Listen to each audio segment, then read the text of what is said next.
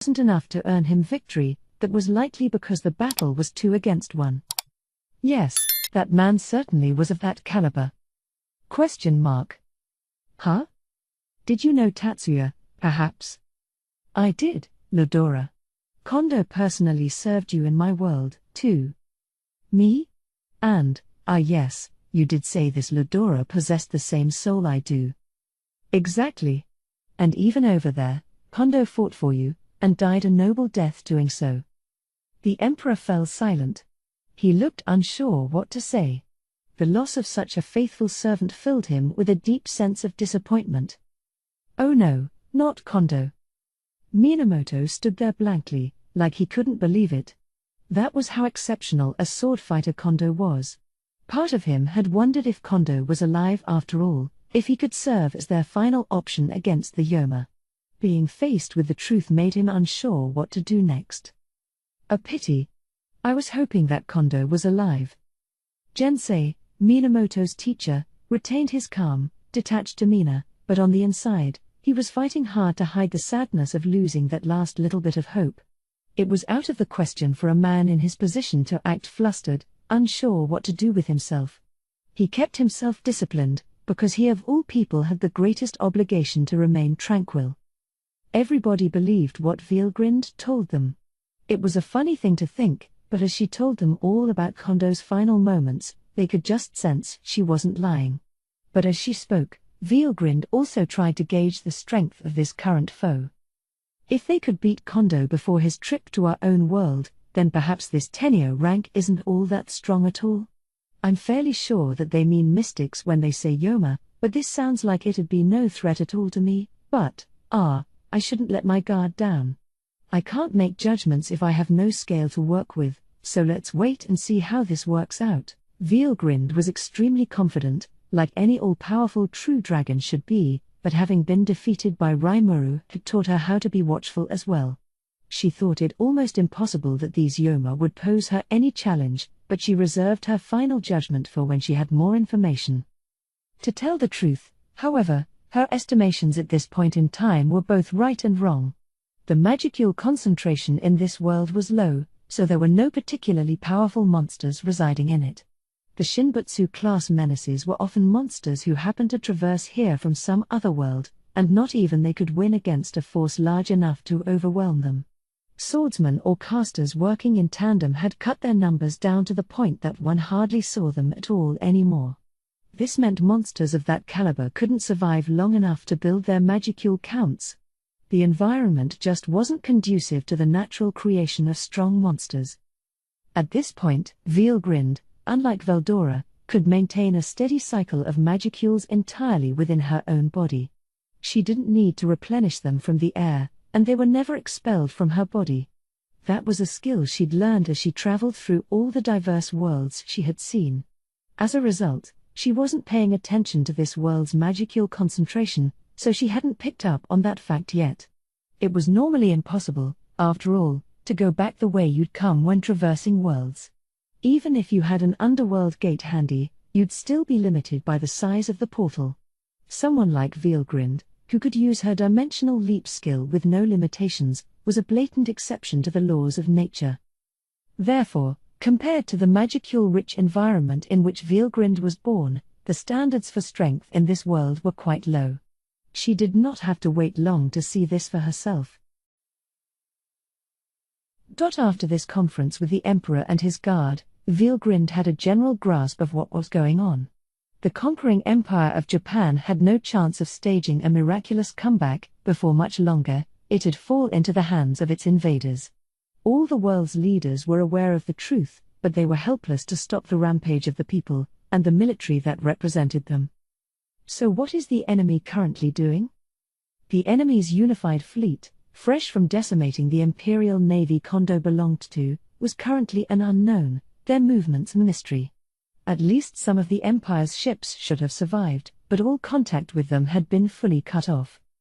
Normally, our fleet would have surrendered the moment its defeat was clear.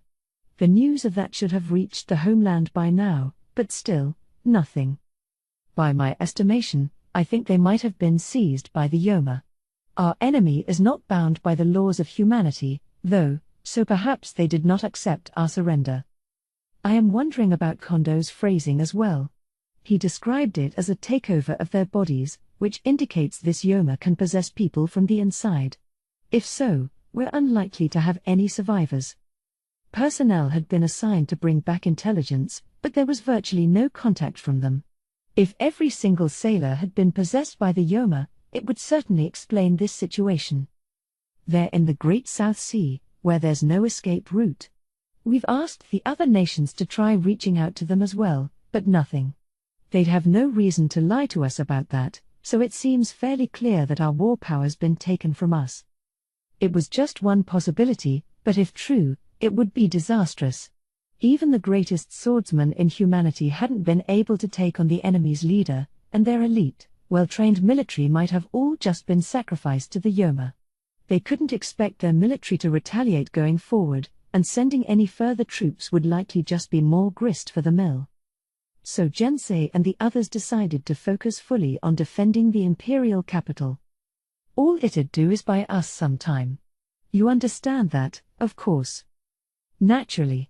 There's only one move we can make right now. We've deployed some dependable personnel to work out the enemy's moves. Once they're done, we'll gather the most powerful force we can from across the world and defeat the enemy's leader. I think the plan's unlikely to work, but we have no other choice. I mean, if we had Kondo, he could have defeated this enemy if there was only one of them. But now we have two ranking as a Kiryu or higher, and he couldn't even make good his escape. If we can bring together myself, my master Akari, and Amari as well, and join up with the great heroes of all the other nations, then perhaps we can defeat the Yoma leaders. Masahiko Amari was another student swordsman, a master who'd competed with Kondo for the title of number 1. He was also an expert in spellcasting and an intelligence specialist, and he was out on a secret mission right now. And he was far from the land of the rising sun's only hidden talent. Emperor Oharu didn't bring it up, but Jinsei wasn't his only imperial guardian. There were great talents from other nations to think of, too, people ranking Kiryu or higher that worked both in public and underground. Pulcinella the Mad Priest was one famous example, as was Xianhua, the Holy Fist. Based on what information had reached the conquering empire about them, they were both forces to be reckoned with. It would take heroes like those banding together to overcome this international crisis, fail, and all of them would fall. Oharu knew all too well that this whole idea was a fantasy. And that wasn't even the end to their problems. The issue is that we don't know if these are just two enemy leaders we're dealing with. I hate to think otherwise, but if there are more, said Vielgrind, that's bad news for us. Precisely, Jinsei bitterly stated. In order to defeat a Kiryu-level monster, he'd like to have at least twice as many fighters ranked equally to it or higher, but if they didn't have an accurate gauge of the enemy's size, it'd be impossible to assemble heroes from around the world. For Japan, the top priority was to keep their empire's key figures safe. There was a mound of problems to deal with. Ideally, they'd be able to lure out these Kiryu-class Yoma one at a time. If that proved impossible, they'd need to fight as many as they could feasibly beat. If the enemy outnumbered them, defeat was unavoidable. But then things began to change. Vielgrind, watching Jinsei and the others fret over this, offered them an irresistible helping hand. Sounds like you have a lot of problems. But all right. I'll help you out. For starters, I want you to show me the extent of your powers. Huh? What do you? This is so sudden.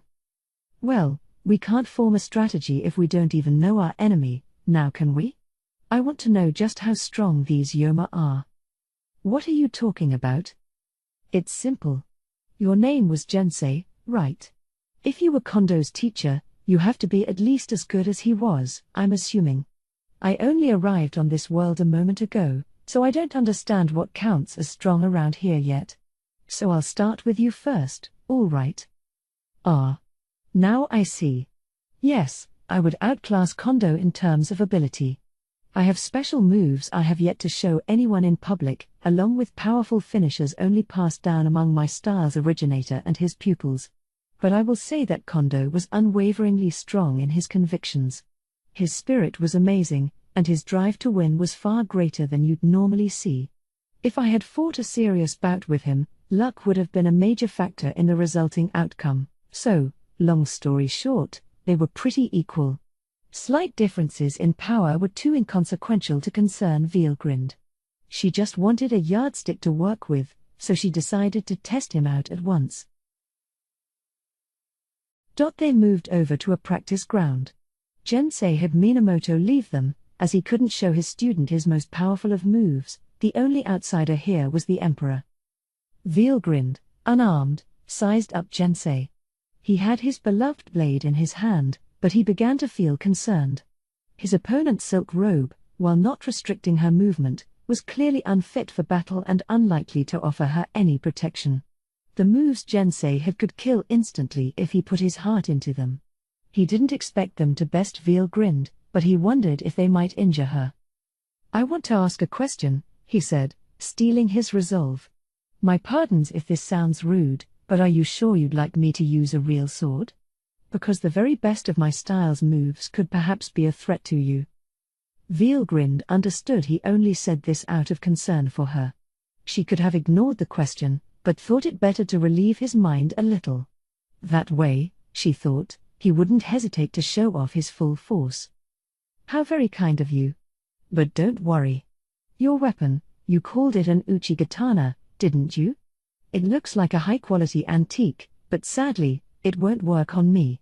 So don't be afraid to come at me with everything you have." Jensei's blade was actually run-of-the-mill, not even meriting a unique appraisal. In a world as starved for magicules as this one, swords couldn't do things like evolve over time. So, without further delay, Jensei took the invitation. Ki. Focusing all his explosive fighting energy, he broke out the mightiest skill in the Oboro Shin-nei Ryu, multi-layered blossom flash. Unfortunately, nothing blossomed from it. The exquisitely honed move was stopped by a single one of Veelgrind's fingertips. His blade whisked and swished through the air, almost looking like it was splitting apart into multiple weapons. Its speed was beyond what a regular person could perceive, but it was simply too slow in Veelgrind's eyes. "If that's your full effort, then I've seen enough. I give." Simply calling it a difference in power seemed trite. It was like comparing heaven and earth, or perhaps even something beyond that, and the yawning gap between them was now obvious for all to see. It was a grave disappointment for Jensei, but thanks to that, Veelgrind now had the information she wanted. Jensei's Hakkasan was a secret art, one passed down only through the main branch of his sword style. It had never been taught to Kondo. Doubtlessly it was at the very top of this world when it came to almighty force. In terms of the muscle behind it, Hakkasan let its practitioner surpass Kiryu and make it to the Shinbutsu rank. "You truly are a god, then?" "Well, it was my brother who created my world, but no, I am not." "Oh. We could certainly call that a god here, you understand." "Yes, the term god can be interpreted in different ways, depending on the time and place. You can think of me as whatever you like, but I will remind you that there are forces out there who could even destroy me." Veelgrind recalled that happy-go-lucky slime. Losing to him still annoyed her, but she was no longer convinced that a rematch would go any better. "But I certainly can't think of Rimuru as a god, either. Perhaps the correct way to think about it is that such things don't exist?" That was all the thought Veelgrind gave to the question. It didn't seem like further consideration would provide an answer anytime soon. What mattered right now was the Yoma, their enemy in this world. "Thank you for confronting me. It was a painful reminder of just how immature and insignificant I truly am. I must use this experience to further improve myself." Veelgrind paid little attention to this. A theory was quickly beginning to form in her mind. Jensei and Kondo were pretty much equal in strength, but that strength was far below what Kondo had when she'd met him. When humans in physical space crosses between worlds, most will die from the resulting exposure to concentrated magicules. On rare occasions, however, the magicules can break down and reconstruct their bodies, making these humans tougher and more resilient. Right, I forgot about that. The magicule counts on this world are so weak. It must be hard to cast any sort of spell, and magical body enhancement likely hasn't advanced much. If that was powered entirely by his natural strength, he honestly deserves praise for producing that much force. She recalled the blow she'd felt on her fingertip. It would have been lauded as an A-ranked feat back in her home world, a very impressive one, considering his weapon was rare level at best. Now she could picture the strength of their enemy. The Tenio class is likely somewhere between B and A-, I suppose. You'd have to jump up to Q before reaching over A territory, perhaps. If so, I think my theory about the Yoma being mystics is right. Mystics was the term given to demi-spiritual aggressor species. In physical space, they could only function for brief periods if they weren't incarnated in physical bodies. In a world with as few magicules as this one, possessing someone else's body was a must. You'd waste far too much energy otherwise. But when in possession of such a body, you wouldn't be able to fully unleash your latent power, not without tearing the human's body apart. It must weaken them terribly. You can't expect magicule-based protection in this world, so if you use a ton of power at once, you'll destroy your body. And maybe they wouldn't care if they were just trying to kill their enemies. Maybe they're holding back because their goal is invasion? That must be why the Kondo of this space-time period was a good match for them. If the mystics wanted to exercise their full force, nobody on this planet could ever beat them. Reaching that conclusion, Veilgrind smiled, reveling in the knowledge that someone like her was on the scene.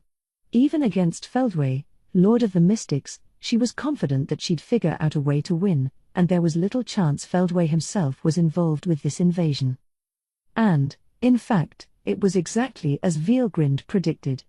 The invaders of this world were a vanguard force of mystics under the command of Cornu, one of the 3 mystic leaders. The underworld gate that had naturally manifested in this world was small, too small for Cornu himself to emerge through. Work to enlarge it was underway, but the world still had a little more time before it could be fully conquered. And while Veilgrind hadn't inferred all these facts yet, what she had now was sufficient. As composed as he seemed, Jensei was feeling rather down. And who could blame him? These sword skills he believed were the very best had done absolutely nothing against Veilgrind. Not even his most hidden of moves had worked.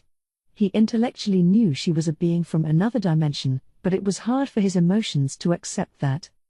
Still, he labored to keep his heart tranquil, exercising his finely honed mental strength to its limits. "You should be proud," Veilgrind said to him with a smile.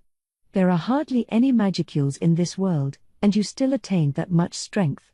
I doubt many others here have come even close to it. If you could only take in more magicules to upgrade your body with, you might have made it to saint level, to say nothing of enlightened. That is a pity, certainly." "Enlightened? Ah, that is a faraway goal for me." "Oh, not necessarily. I know. As thanks for that demonstration, let me give you a little reward. Hopefully you're willing to accept it." "A reward?" "Yes. If you are interested, I could perhaps reforge that Uchigatana with my powers." She smiled again. With her create material skill, she could conjure up a god-class weapon whenever she wanted. Here, she intended to charge Jensei's sword up with magicules, giving it what it needed to evolve. "You can do? You can do even that?" Jensei was bewildered by the idea, but nothing could surprise him at this point. This woman Veilgrind was far too lofty a being for him to fully comprehend. If she says she can do it, Jensei thought, she probably can. "This sword is a family treasure passed down from my ancestors, but perhaps I can trust Veilgrind with it." Convincing himself this was the right choice, he bowed his head to her and passed his beloved blade over. "Please, go ahead." "Certainly. Just leave this to me." Veilgrind nodded as she accepted the sword. Normally she'd just have conjured up an azure dragon sword at times like these, but that wasn't what this situation called for. She closely inspected the blade's internal composition, fine-tuning her approach as she began letting her magicules flow into it. It took time, and she looked far more serious and focused than she had during their battle. Half an hour passed. The skill and ingenuity of the ancient swordsmith, coupled with the magicules so expertly controlled by Veelgrind, came together to create a divine, glowing aura that enveloped the blade. All done. This sort of weapon evolution usually took centuries to millennia to complete. But in this short time, Veelgrind had recrafted Jensei's sword into a god-class wonder. What is this? It's now the best weapon it can be, is what? Probably more so than any other blade in this world. I doubt you can make full use of its features yet, but, well, either way, the sword now has its own consciousness, so if it accepts you, I'm sure it'll lend you some of its strength. She chuckled a little, her radiant smile captivating Jensei. Of course, I can't say whether that'll happen for you or your descendants, but... It was now evening, dinner time, and Oharu was in his chamber. Veelgrind had been invited as well, and she was eager to accept the offer. The palace's female attendants were all carefully selected, well-trained, and unfazed by unexpected events. Not even the sight of Veelgrind perturbed them as they prepared a meal for her like nothing was amiss. Minamoto took up guard duty outside the door, with Jensei positioned behind Oharu. Only the emperor and his unannounced guest were seated. So what exactly are your plans here? I'm going to stay here with you. I'll protect you. I am certainly happy to hear that, but should I take that to mean you are an ally to our empire? That is correct, yes. Veelgrind smiled. Just being able to share this space with Ludora made her content. Oharu chuckled nervously, unsure how to take this. In that case, he said, do you think you could eliminate all conflict from the world and put my mind at ease for good? He was merely joking, of course, but Veelgrind simply smiled back. Very well, then. If you wish for it, I will offer you this entire world as a present. I will gladly do away with whatever countries you'd prefer not to have around, and I can shut down anyone who dares to complain about it. But before that, we really need to exterminate these pesky little Yoma, don't we? Seeing that innocent smile on her face as she replied made everyone unsure how to respond. The attendant setting up dinner almost spilled soup all over the tablecloth. Everyone in attendance instinctively knew Veelgrind meant every word of it. But meaning it and actually being capable of it were two different things. This kind of talk was beyond the realm of sensibility. If anyone else had said those things, they'd have been laughed off as delirious rantings. But there was something about Veelgrind that kept them from dismissing the idea. Jensei knew what she really was. Jensei knew this was no joke, but something that was realistically possible. And so did Oharu. Ha ha ha. Ah, I haven't laughed like this in ages. Telling a joke that even my attendants here take seriously. You've truly outdone yourself. I certainly enjoy how dauntless you sound, though. And I do appreciate the thought, too. For now, the emperor opted to dance around the topic to avoid causing his staff any further alarm. It wasn't news by now that Veelgrind was superhuman, a fact made even clearer by their dinner conversation.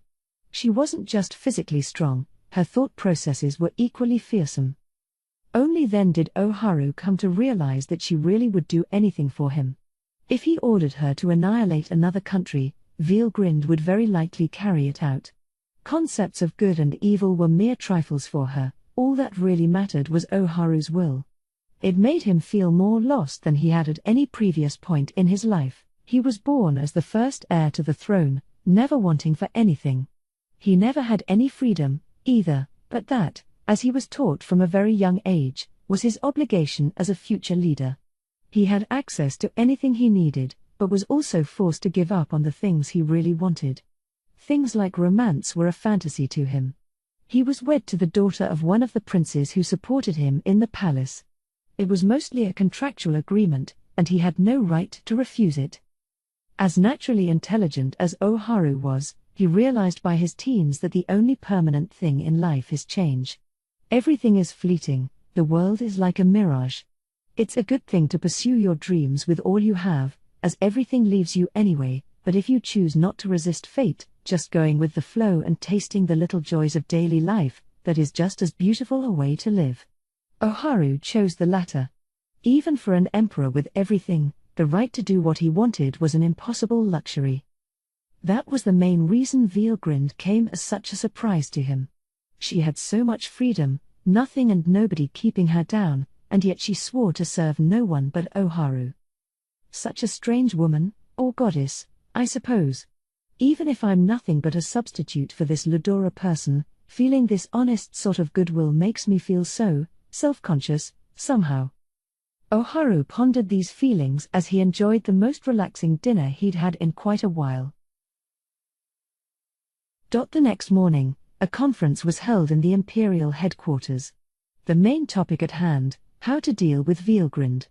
As Oharu had declared, she was prohibited from acting as his lover in front of any third party, but if that were the case, the first order of business was how to explain her position to the general public. Beyond that, there was the issue of her clothing. Being dressed like a foreigner was out of the question, she needed to wear an outfit befitting her social position. The attendants all teamed up to bring in a vast variety of clothing, Jensei and Minamoto offering their input as well as Oharu contemplated how to classify Veilgrind. Perhaps she could become another one of His Majesty's Imperial attendants. Attendants can't participate in conferences, you fool, Jensei said, cutting off Minamoto before he could finish. I suppose calling her a guard would be difficult as well. We did consider that, Your Majesty, but Veilgrind's appearance simply attracts too much attention. She is clearly not ethnically native, and I fear people may peg her as a spy. If her facial features were more Japanese, this wouldn't have been an issue. But Veilgrind had a Scandinavian sort of beauty, which made her stick out like a sore thumb around here. When they introduced her to the rest of the Guard and Espionage Corps, those individuals would no doubt ask why a foreigner had been granted such a lofty post. But at the same time, they were sure Veilgrind wouldn't agree to be sequestered away from all the other officials, and they couldn't let Veilgrind's formidable fighting power go to waste when she was so amenable to being their ally. But just as they were trying to figure out a solution, Veilgrind herself spoke up.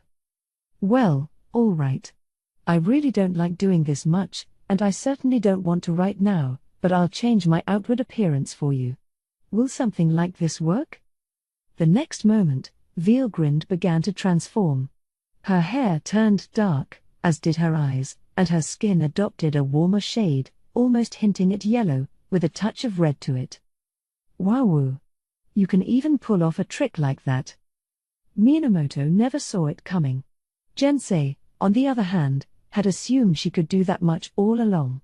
I see we had nothing to worry about, Oharu said, relieved. A slight adjustment to the pigment of her skin did wonders to change the overall impression she left. It still wasn't exactly pure Japanese, but it was close enough that they could explain away the remaining difference. Then, without further ado, she was given the same uniform as Jensei and officially appointed to the Imperial Patrol by Oharu, providing her the right to attend the necessary meetings.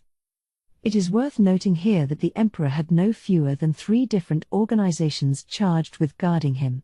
The first was the Imperial Palace Swordsman Guard, the sole force permitted to carry weapons within the palace. However, only Minamoto, their captain, was allowed to personally enter the Emperor's chambers. The second was the similar named Imperial Palace Spellcaster Guard, which magically protected the Emperor from hostile spell-driven attacks and the like. Their main work was keeping a spiritual protective barrier up and running at all times. In terms of individual fighting strength, they were inferior to the swordsmen. Like their sister force, only the captain could personally attend to the Emperor, but that captain was occupied with defending the capital and hadn't been seen over the past few days.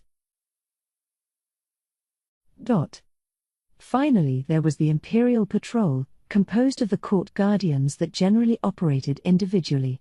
Jensei was one of them, a highly public figure, but not all of them were listed in the official annals. Some lurked in darkness as they worked to dispel evil, many had so-called supernatural powers, while others operated separately from the Imperial Chamber, so they could serve as body doubles for Oharu. The Imperial Patrol gathered together people that worked in a variety of ways to keep the Emperor safe, and it was generally known that not all of them kept a public profile. Thus Oharu thought that the patrol would be the best fit for someone like Veilgrind. Right. I hereby name you a member of the Imperial Patrol. And with your current appearance, We likely won't have to explain much to everyone else. I will gladly accept the post. And I promise I'll act strictly as your servant around others. Veal grinned, in her brand new military uniform, sounded remarkably eager in her answer. A sense of doom pervaded among the Emperor's advisors, but no one had any other bright ideas. Even if some problem came up, they all reasoned, as they began their preparations, it'd be trivial compared to the ones the Yoma invaders posed.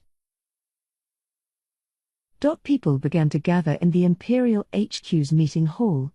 Oharu was in a dressing room, watching them. This HQ was the Emperor's Supreme High Command, presiding over the Imperial Army and Navy, the two branches of the conquering Empire of Japan's military. These were led by the Minister of the Army and Minister of the Navy respectively, who were obliged to attend meetings like this. They could send a representative instead, but it was very rare, as it was seen as insulting the Emperor. Over the past few days of conferences, the main item on the agenda had been reporting on the current situation. The decisive battle in the Great South Sea had ended with the Imperial Navy suffering a major loss. They weren't even sure what had happened to the survivors yet, something both branches were exercising all their powers to find out. That being said, the army was acting a bit like this was someone else's problem. They didn't have a way to deploy in the water, they claimed, but Oharu reasoned that they were failing to truly understand the threat involved. Damned fools, he thought. Now isn't the time to be competing against each other for glory. But as Emperor, he couldn't say it. When you have as much authority as him, your words take on intense weight. He could say what he wanted in private, but in a public place, he had to be careful with every word he spoke. Even now, an army officer in attendance was wailing out loud, unaware of Oharu's inner conflict. Who are you? And how dare a woman enter this sacred imperial conference? Ah, I knew it, Oharu thought, feeling a headache coming on. These people with far more pride than talent, constantly whining about manners and who's above whom. It was self-evident something like this would happen, but if Oharu had personally introduced her at the meeting, the backlash would have been even worse. All his advisors had agreed on that. So he'd left Veilgrind to Gensei instead. Just as I thought, these men with more hormones than brains are whining about it. Even though she'll kill them if they rile her, and probably raise the capital while she's at it. Oharu heaved a heavy sigh. Perhaps it was the fate of anyone bearing Ludora's soul to have their hands full dealing with Veilgrind their whole lives. Are you talking about me, perhaps? Do I need to spell it out for you, you dunce? This is exactly why, GRNH. Suddenly, the officer's grating voice stopped cold. In a move faster than anyone could catch, Veilgrind had grabbed the man by his collar and thrust the barrel of a handgun straight into his mouth. It'd be one thing, she stated with a thin smile, if we were fighting with swords and lances like in the past. But at this point, when a single pull of a trigger can kill a person, I really don't think whether you're male or female matters so much. The important thing in this era is analyzing the situation and making calm, rational decisions, not letting your emotions do the talking. If that's how you carry on, though, do you really deserve to be here? The man wouldn't have been able to overpower Veilgrind in the first place, but the sight of a gun, a symbol of violence anyone could instantly understand, sparked a furor in the meeting hall. Hey. Let the Chief of Staff go. Guns aren't allowed in here. Security. Someone call the palace guard. Veilgrind laughed, paying them little mind. Why are all you idiots carrying on over a little toy? You call yourselves honorable imperial soldiers, acting like that. Several of those who heard this turned red with anger, openly glaring at Veilgrind. She paid them no mind as she threw the Chief of Staff down, pointed the toy handgun at him, and pulled the trigger. A plume of water landed right on his crotch. He. Looks like you wet your pants, didn't you? Better go home and get changed. How dare you? The Chief of Staff was now quivering in humiliation. But the moment he looked into Veilgrind's eyes, he lost his voice. Her eyes terrified him. He felt them telling him that any more childish carrying on would result in his death. The blood drained from his face. Ha. My pardons. I think I let my emotions get the best of me. Why yes, those water guns certainly bring me back.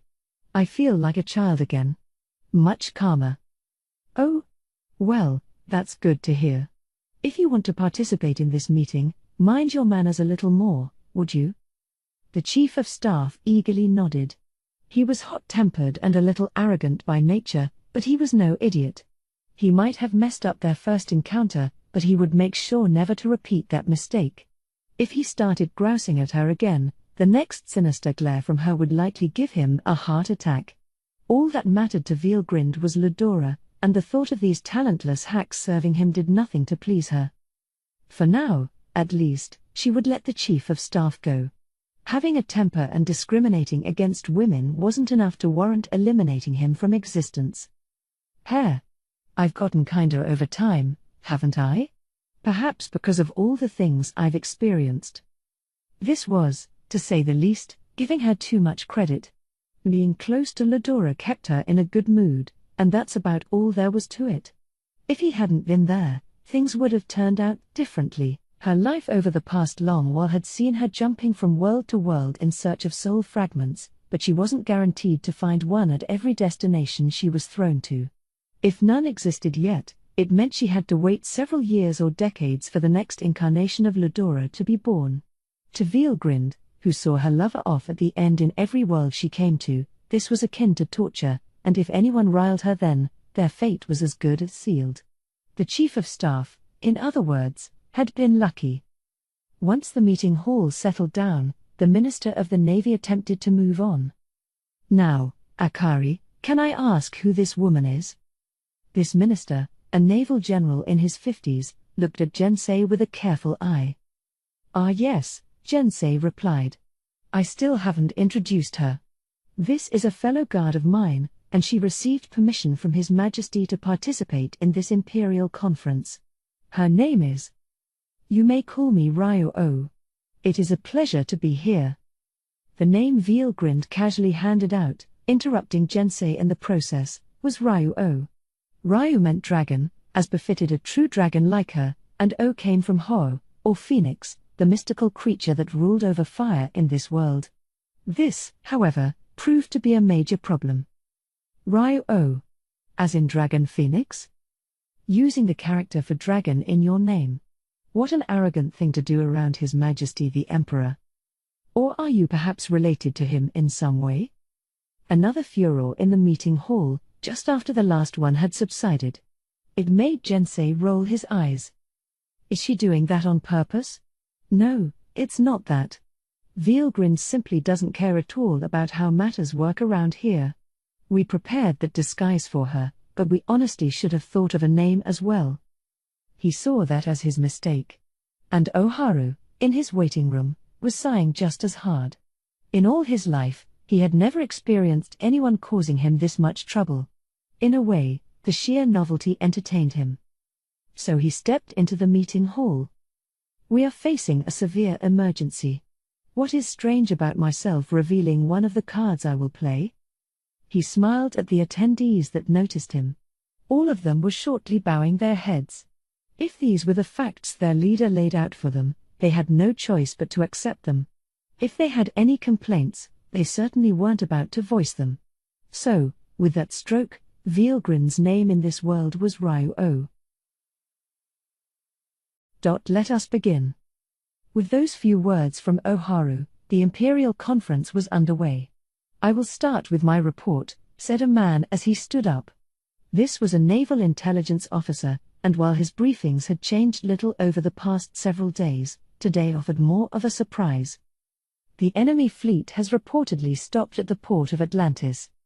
You're sure about that? Yes, sir.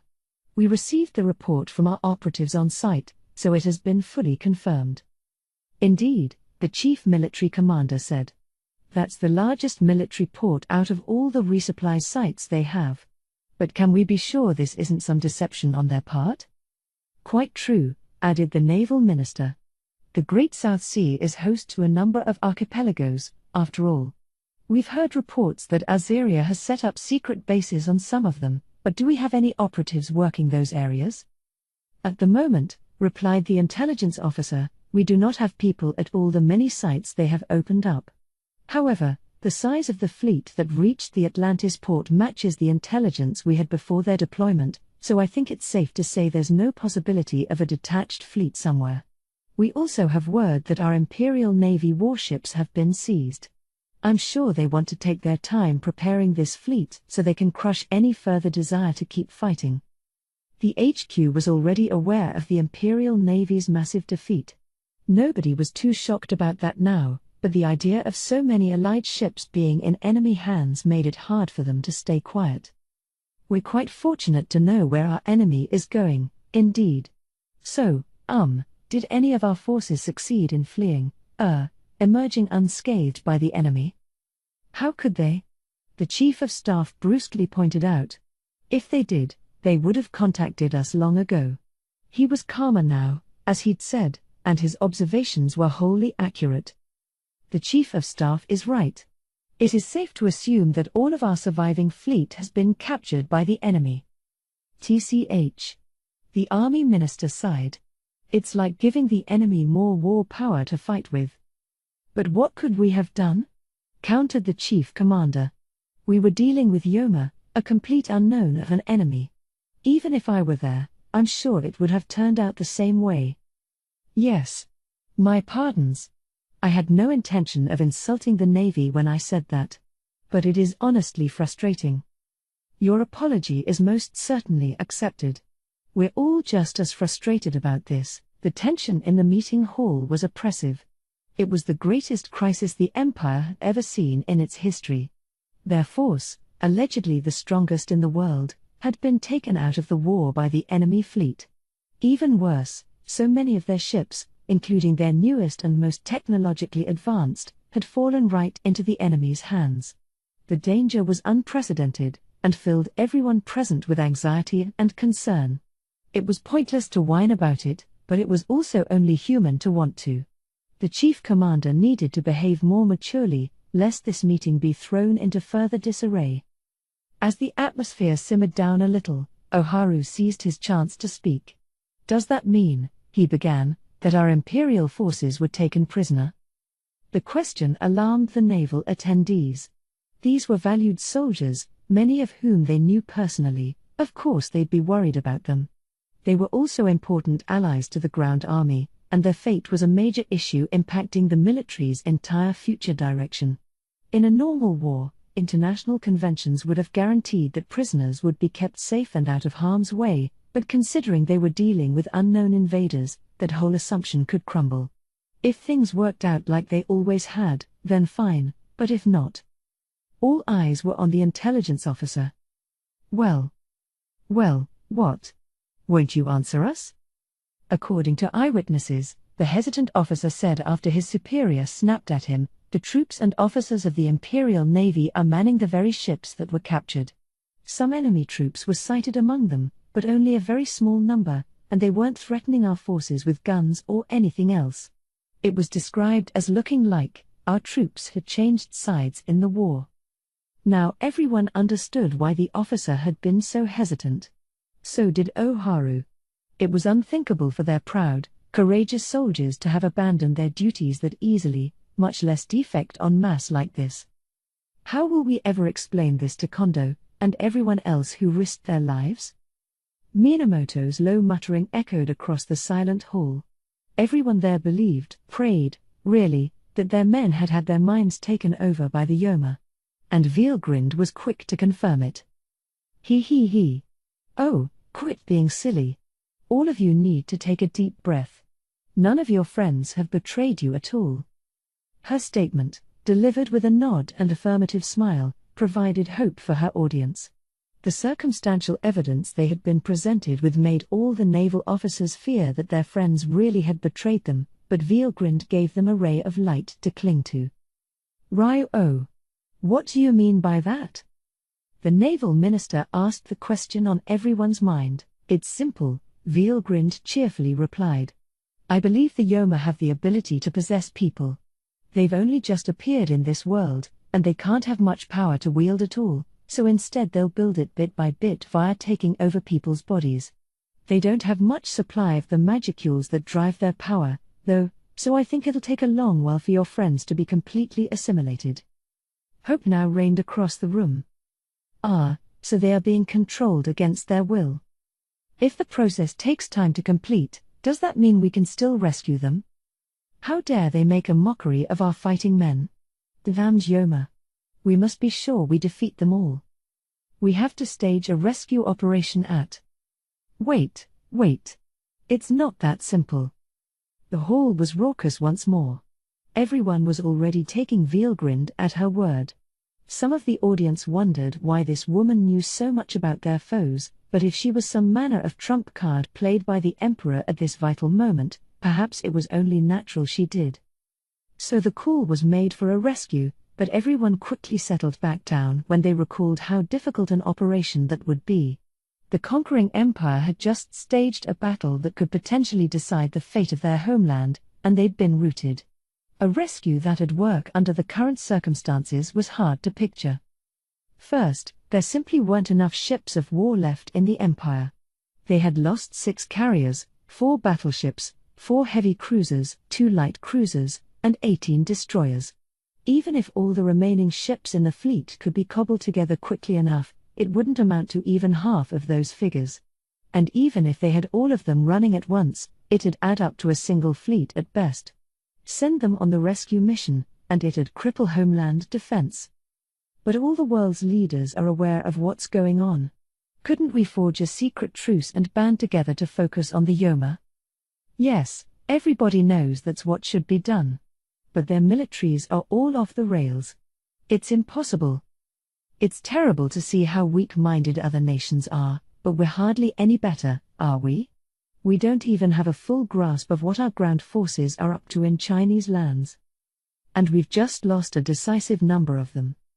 Even if the world's presidents and leaders signed a peace treaty right now, it wouldn't solve anything. If the militaries supposedly loyal to them continued to run amok like this, any announcement of a ceasefire would ring hollow. If they wanted a permanent solution, they needed to do something about the Yoma first. And even before that, there was another concern beginning to dawn on the audience's minds, even though nobody had voiced it yet. What was it? You don't think anyone here's been possessed, do you? It was the Minister of the Army who finally came out with it. And given how his eyes were transfixed on the meeting's naval participants, his thoughts were clear as day. What? Now you're suspecting us? No, I said nothing like that. It's just, based on what I'm hearing in the report, one can't help but have that doubt in their mind, can they? Utter nonsense. If you're going to bring that up, would you care to explain why your own army's running out of control over in the Chinese fiefdoms? That. The conference was hurtling into perilous territory. Oharu saw fit to intervene. Ladies and gentlemen, it is good news indeed that our brave soldiers are safe. I think it's clear to all of us that they need to be rescued, but do you think we can manage that if we spend all day squabbling in here? As great and wise as all of you are, I'm sure you understand the correct path to take. Yes, Your Majesty. My apologies. Everyone fell silent. Oharu's dignified air was as honed as it was supreme, but to the man himself, he felt like he was walking a tightrope. He had to rebuke his audience. Letting them stew like this wouldn't solve anything. But he fully understood his officer's anxieties, which made Oharu all the more frustrated that he couldn't do anything to help. Ryo-o, the army minister has a valid point. Are you able to tell whether someone is a person or Yoma? It was Jensei who brought up the question. They needed a way to tell friend from foe, or they'd never get anywhere. The hall fell silent again, everyone waiting for Veilgrind's response. Oh, how could there be any of them in this room? If there were, I would have told you all long ago. Everyone immediately relaxed. Yes, that's true. It made sense to Jensei as well. If a Tenyo-class Yoma could simply transform into a human being, all hope was lost for them. Now, he thought, they still had some hope. But Veilgrind wasn't finished. Good Lord. You're telling me that you can't even tell whether someone's on your side or not? The Yoma, I call them mystics myself, don't transform into people. They possess them, because they have to in order to survive in this world. And once they fully assimilate their carrier, they transform into something that no sane person would ever call human. If that assimilation wasn't finished, the barrier covering the imperial capital would be enough to root them out. They might look human, but they'd be something quite different on the inside. They were highly unstable in this state, as Vielgrind explained to the crowd, and until they found more stability, they wouldn't try walking around and mingling with humans. And also, the privates among the mystics, the lowest of their ranks, have intelligence, but no free will. They're lackeys capable of nothing but following orders, so even a little interrogation would expose them in a flash. A mystic could read the memories of whatever it possessed, but only those that resided on the outer layers of the brain. If asked about something deeper, they'd be left clueless and fully exposed. The explanation from Vielgrind left everyone in the meeting hall feeling much more secure. But she still wasn't done. The grave, somber atmosphere of the meeting came to an end here. Now Vielgrind was monopolizing the event. I suppose none of you have a clue about any of this, so I'll tell you, but the mystics have a clear hierarchy, or ranking system, to them. The privates I mentioned are truly the lowest of the low. Even when they assimilate with someone, the resulting creature is a level weaker than what you'd normally see from a Yoma. None of them are beyond a high yokai at best, to describe it with your scale. She made it sound simple, but a high yokai was normally a threat that called for a specialized task force to solve it. Except Vielgrind didn't seem to care at all.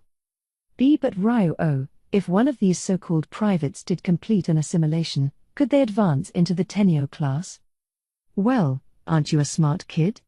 Vielgrind told the army minister. You're exactly right. What? The minister wasn't shocked by Vielgrind making fun of him. If even the enemy's lowliest ground troops could transform into a Tenyo-class menace, the situation was beyond hopeless. It was almost sad how unaffected Vielgrind acted compared to him, and nobody in the audience could laugh at either of them. They all felt the same way. What's the big surprise? Even Jensei over there can beat someone at that level.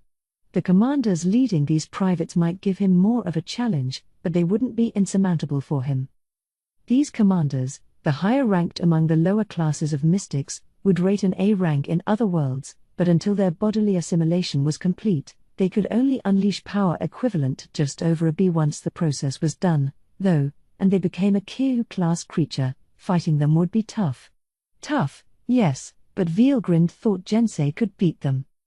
I am honored by the praise, but Kondo lost against two of them at once. I wouldn't expect anything better from me.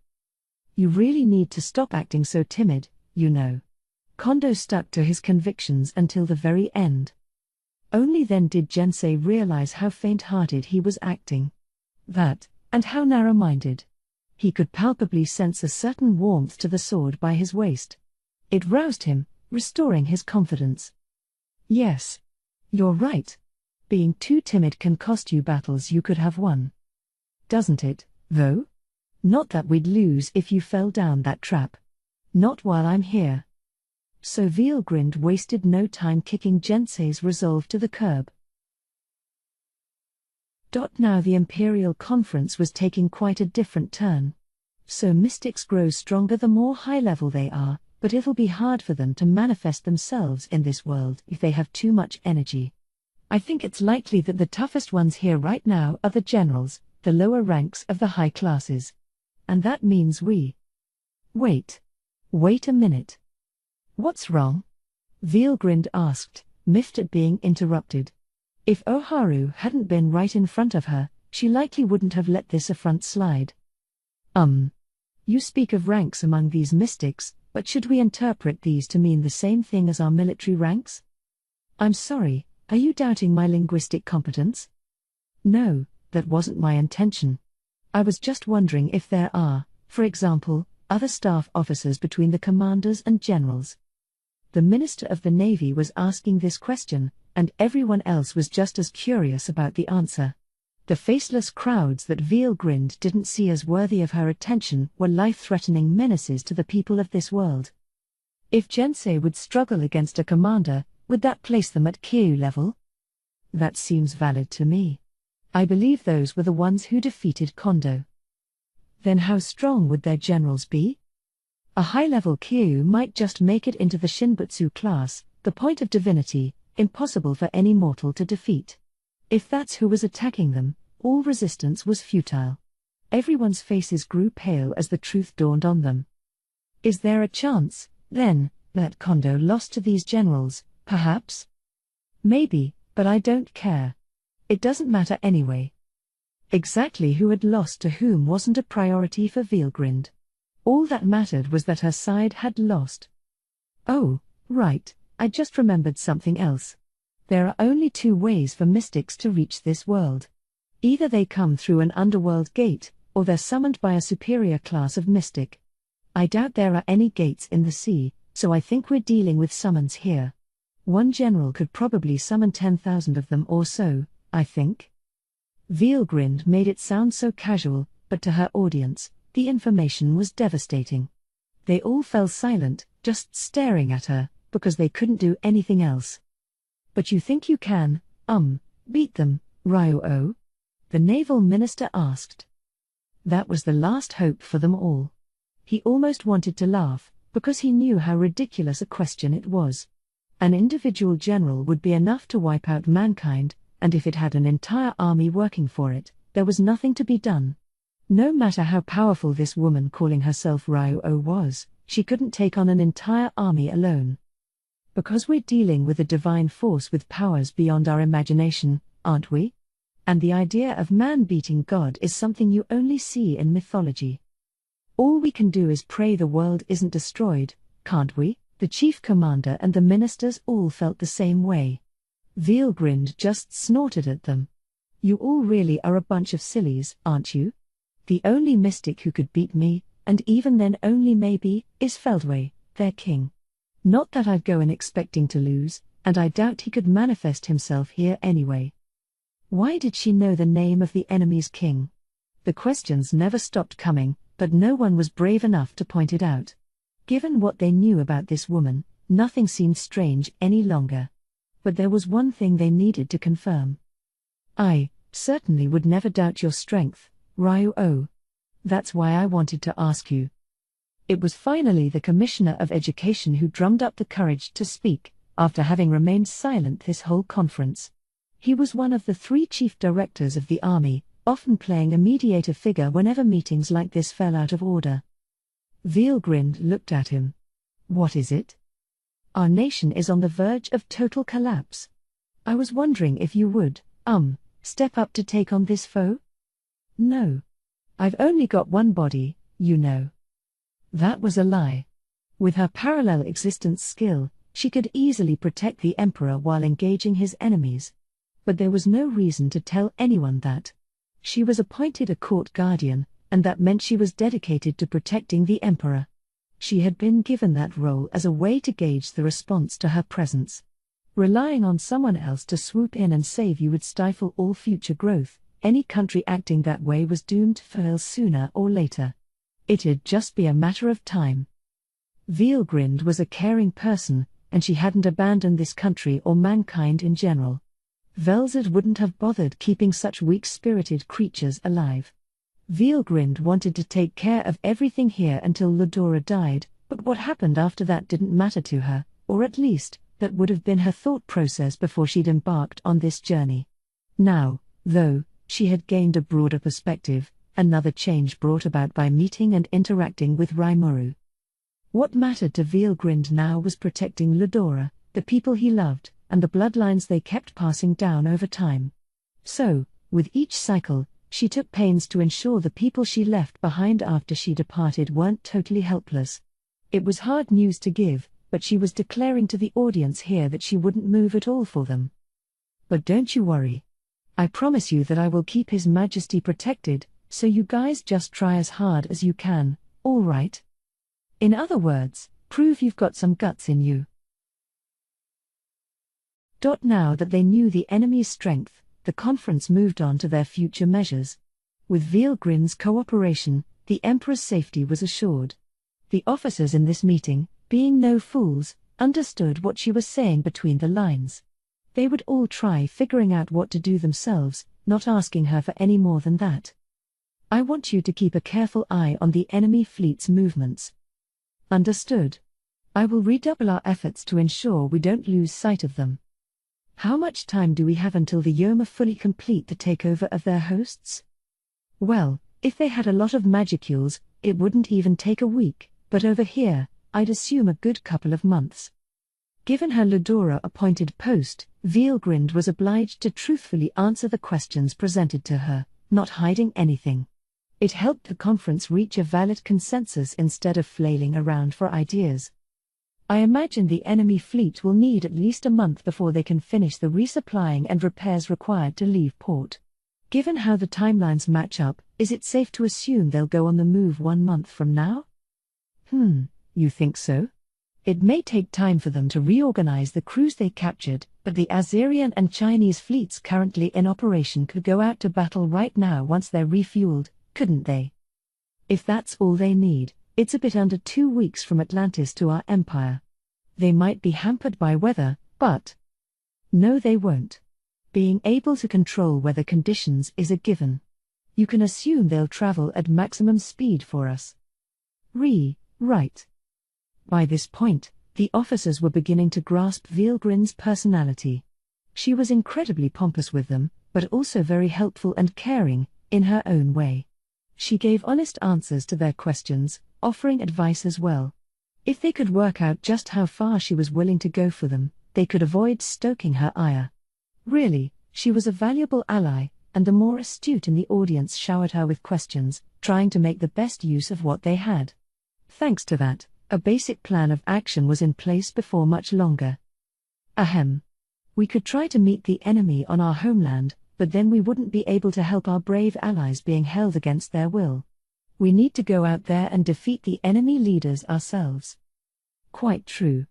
I agree with you, but then the question becomes who to send out. If Ryo-O is protecting His Majesty, I have nothing to worry about. I'll do it.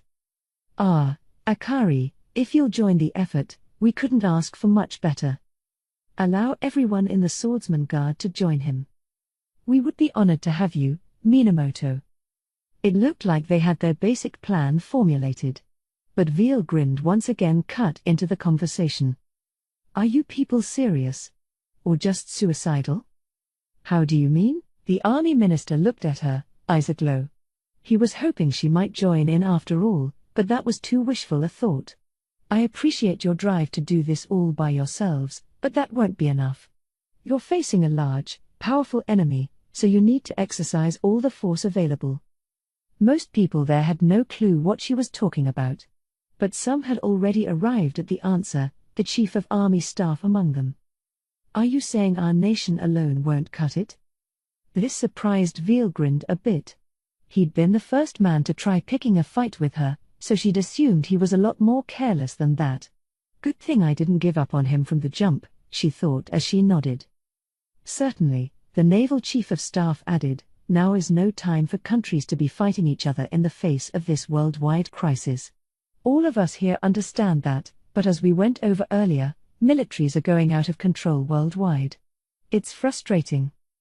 I think we really need our rival nation's support. Minamoto replied. If we go in with a half-hearted force, the Yoma will just possess us anyway. That's why we're using a small team of elites. We'll need other nations to provide only their elites as well. This was met with broad agreement. It's the only way. This isn't a war any longer. It's a battle for survival against the Yoma, and we can't afford to be choosy about our methods. We need to drive them away before we can work out our own war. Right. It's no longer just our empire's problem.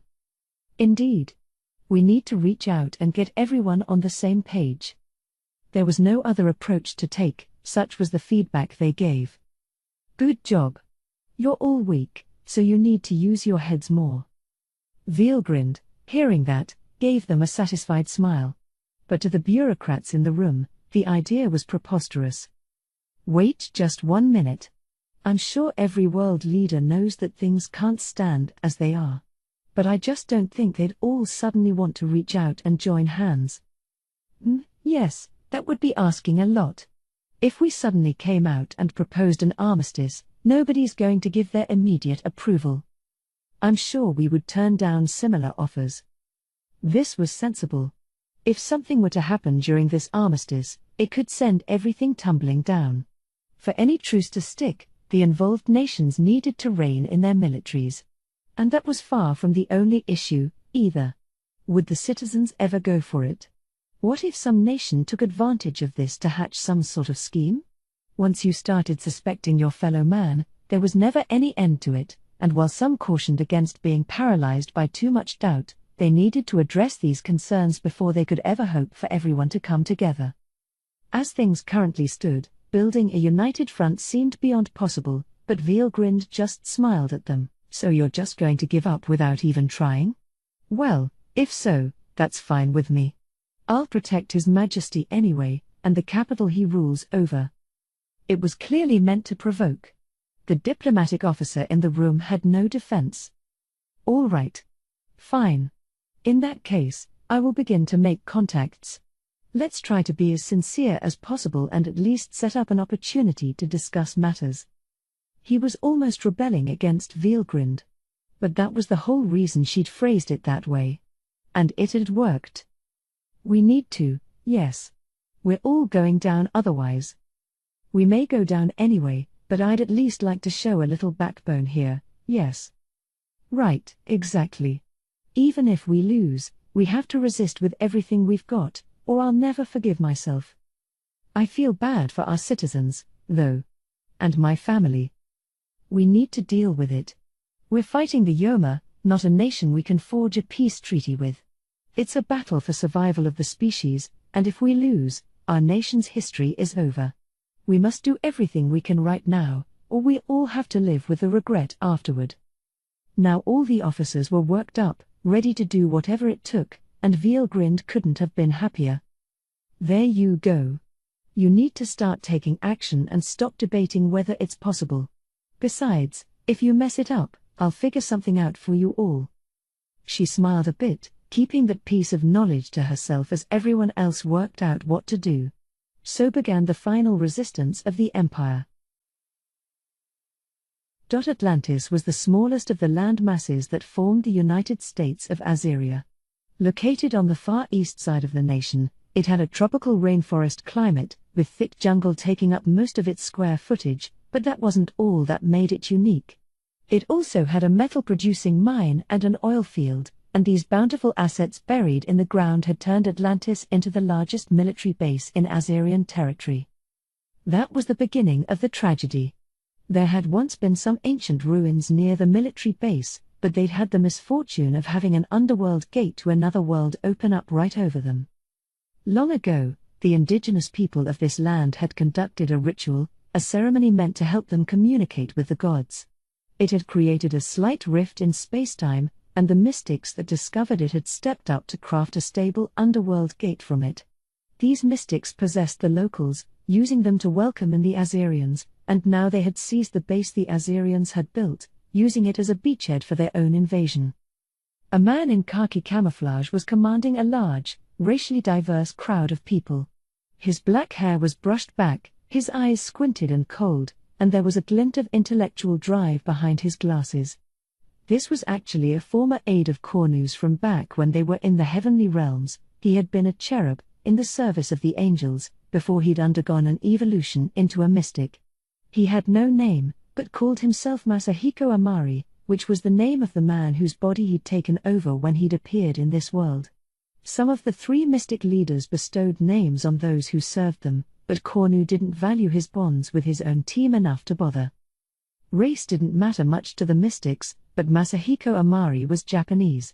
He was a secret agent sent into Azeria to investigate their military base, a figure powerful enough to challenge Kondo for the title of best in his native land. He was talented, but unlucky. He wasn't aware that Kondo had been defeated, and by the time he fully grasped the nature of his enemy, it was too late. Hopelessly overpowered, he was defeated and possessed, and given how his body had been strengthened through the use of battle will, he was a perfect vessel for a mystic. Over 100 days had passed since this process began, and now Cornu's servant, a martial class, on the high end of the mystic's highest ranks, could perfectly exercise this body's power. In terms of existence points, he was incomparable, easily reaching 10 million, and with Masahiko Amari's own knowledge and skills, he had improved his powers even further. Hurry up with the expansion work. This gate is far too small for Cornu to fit through. Normally, a visitor from another world could only fully manifest themselves if their magical count fit within the size of the underworld gate. If they couldn't, they'd have to keep their main body in their original world, send over a separate body connected by a soul corridor, and gradually build up their powers on the other side. This, however, didn't apply to the three mystic leaders. So power-laden were their souls that your average underworld gate meant little to them. You'd need a gate rated for an EP of at least 1 million to even manifest them at all. If you left your main body in the other world, by the way, you could revive your separate body even if it died, but since it had never fully manifested, it would lose a great deal of its strength, perhaps over half. The only things passed on to the new manifestation were its memories and experiences, and you'd need to find another physical body to possess. Clearly, then, this mystic approach to world invasion had its pluses and minuses. But if they could expand the size of the underworld gate, this separate body could return to the mystic's original world with its physical form intact, simplifying the process for full assimilation. And thanks to a constant construction effort, this gate was now much larger than Vielgrind had predicted.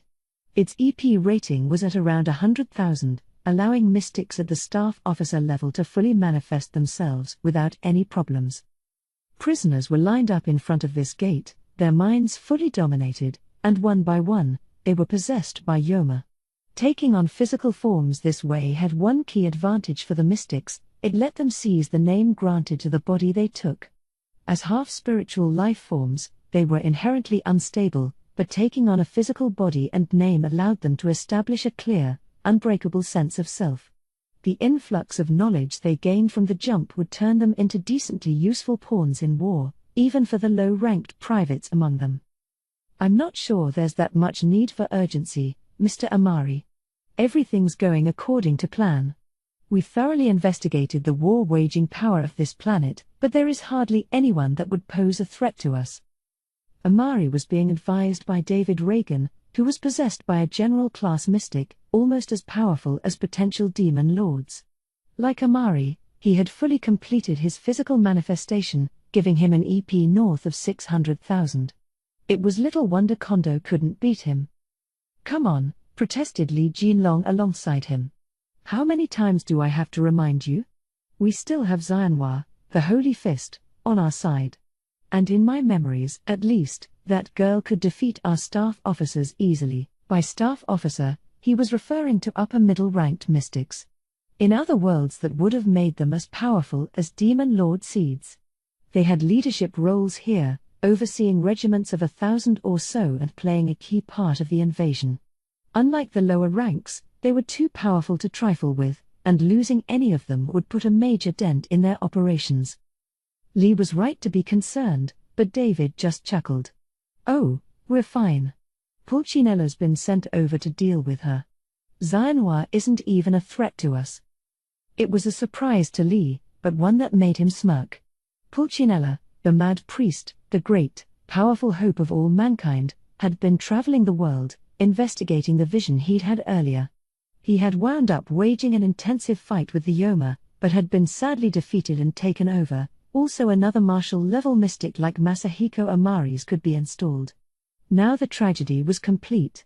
He was a Yoma ruler, on the same level as Amari. Seriously? I was planning to go over there myself. Guess I was too slow. It'd be easy to kill her, but we'd wind up breaking her beyond repair. Pulcinella probably won't have any problem, though. It was rather an arrogant way to put it, but David didn't disagree. The humans in this world were weak. Still, someone as exceptionally powerful among them as Xianhua would serve as a good enough vessel for Cornu, their supreme leader. That's what everyone thought, which was why they were loath to let the troops serving under them handle this job. As mystics, they were just too strong against humans. It'd never be a fair battle, but at the same time, handling physical bodies they weren't used to was difficult. Along those lines, The work was better handled by Cornu's direct aides, whose skills were on a whole other dimension. It made David laugh. Xianhua was as good as defeated already. Of course, if Cornu doesn't want a female body, we'll find a substitute and I'll take over Xianhua instead. I guess the man who used to own this body was infatuated with her, and now I'm getting pretty curious. What a small-minded thing to say. I hardly imagine Cornu will care about something like gender. You should banish the thought from your mind right now. Lee and David were half joking with each other, as if the problem was already behind them. But Amari couldn't shake his own anxieties. It wasn't that he was dissatisfied with how things were going right now. He wasn't ready to call it done and rest on his laurels, either, but they had pretty much set up the entire board for their invasion. 4 generals and 2 marshals under Cornu's command had completed their manifestations. The underworld gate was being steadily expanded, and plans were underway to procure Cornu's future vessel. Pulcinella and the other 2 generals were hard at work, and all things considered, this world seemed irrevocably headed for its downfall. The only major job left was to manifest Cornu. Everything should be in place. There's no way for them to stage a comeback now. I'm sure I haven't overlooked anything. His careful analysis let him conclude that there were no problems left to speak of. But Amari was right to be anxious. It was well near impossible to imagine someone like Veilgrind suddenly stopping by. Any human resistance here is barely worth paying attention to, he said, shaking off his concerns. But that doesn't mean we need to let up. There are still the finishing touches left to consider, and I need everyone to fully devote themselves to them. After the Imperial Conference wrapped up, Veilgrind made a beeline for the palace's great library. Library was the right term for the vast floor it was situated on, piled high with untold numbers of tomes. She was here because she had some questions about things she'd heard during the conference, the names of certain countries and people. Take, for example, the Holy Arcean Empire. It certainly sounded related to the Kingdom of Arcea she'd once guided. Then there was the United States of Azeria and its current president. His name was George Hayes, which perfectly matched that of someone she'd met before jumping into this timeline. If Veilgrind's memory served her, George's father, Laurent Hayes, had been a possessor of a soul fragment from Ludora. She had accompanied him from young adulthood to his peaceful final days. That, among several things, had piqued her interest enough that she saw fit to research them. If all these familiar-sounding pieces of trivia belonged to the same timeline, it'd be easy to conclude that these nations and people were indeed the same as those Veilgrind knew. But it was also common to see differing worlds that bore startling resemblances to each other. Their origins and rules of nature were clearly divergent enough that one couldn't call them parallel worlds, but for some reason, they'd share all these suspiciously similar names. This time, too, it might just be another funny coincidence, so Veilgrind thought it wise to explore this world's history a little. Her investigations began with the founding of the Holy Arcean Empire, and through that she confirmed that there indeed used to be a kingdom of Arcea on this planet. The names of its kings and court retainers sounded familiar as well, making it clear that the legacy of the Arcea she knew was still alive in this world. When her attention turned toward George Hayes. I thought so. His father's name is Laurent Hayes. The president from 7 terms ago, there's no doubt about it. So little George got elected president, too, huh? She remembered George, the boy who respected his father so much, and smiled. He always talked about how much he wanted to be a great president, just like dear old dad. Laurent passed away peacefully at age 62, George had been 27 then and 52 years old now, which meant that the leap Veilgrind had made put her into the exact same world as before, 25 years later. Oharu had presumably been alive a quarter-century ago, too, which meant that 2 different people possessed parts of Ludora's soul at the same time. It was quite a rarity, but given how strongly the soul fragments reacted just before the death of their possessors, one couldn't write it off as impossible. That's why she'd gone to the library to ensure the names weren't mere coincidence. There had been a moment in the past when Laurent Hayes was jumped by a gang of thugs and nearly killed. That was the point where Veilgrind had jumped into the world. She'd promptly saved his life, and that had been the start of their relationship. It was a fond memory for her now, but she didn't dwell on it for long before continuing her research. I think George had a young son as well. Veelgrind definitely remembered offering the baby her blessings, and looking at the family tree, she saw she was right. Emil Hayes was the name, exactly as her memory told her it would be, and now there was no doubting it at all. She nodded to herself with satisfaction. Then she noticed something unusual in the family record. Wait. It's my fault he married late. Come on. This was nothing less than slander in Veelgrind's mind. The biographical record she had open stated that Laurent Hayes was constantly shadowed by a mysterious, beautiful woman. That wasn't far from reality, but Veelgrind didn't picture it that way, and she had hardly been a sinister presence in his life. She felt she had a right to complain. After all, she'd told Laurent that he was free to love whomever he liked. She had no intention of binding him down. But it was no doubt hard for a woman to approach someone who had a supermodel-class babe hanging around him all the time. All in all, it was pretty clear that Veelgrind was one big reason why Laurent had married so late in life. I don't know who wrote this, but I really wish I could send them a letter. But the author had passed away long ago, which, perhaps, was really lucky for them. Veelgrind was done at the library, but still making the most of her free time. No one could stop her, no one except Oharu, that is, and he largely gave her free rein over the palace. His instincts told him that was the most moderate option. Of course, not everyone welcomed her presence with open arms. The military officers who knew who she was gave her a lot of leeway, but the ladies of the palace didn't. The Empress, Oharu's wife, was among them. "It's just repulsive, isn't it?" she said the very first time they met. "For a woman to get that close with His Majesty when we don't even know where she came from." She was 50 years old, the daughter of a prestigious noble prince. Medicine and sorcery had advanced to the point where the average lifespan in this world had reached around 60, and the Empress was still extremely active. To Veelgrind, though, she was like a cute puppy dog. Veelgrind had lived with Ludora in many forms across many years, so people like the Empress were far from unfamiliar to her. "Oh, come on. Your cute little face will go to waste if you spend all day scowling like that. I'm sure Oharu would wish for you to be beautiful for him all the time, wouldn't he?" So Veelgrind refused to play along. In fact, she even brought her hand up, caressing the Empress's hair. It happened quickly enough that the Empress couldn't escape, but the surprise didn't end there. Before Veelgrind's eyes, the Empress's skin began to regain a young, glossy appearance. "See? Now you're a lot prettier. But maintenance is so important for things like this. I'll teach you some breathing techniques you can use for spiritual balance, so make sure you practice them, all right?" "Huh?" The Empress was speechless. She literally couldn't find the words. The lady attendants were all staring at her, eyes wide open.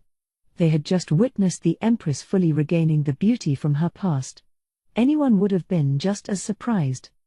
It can't be. You can turn back time?"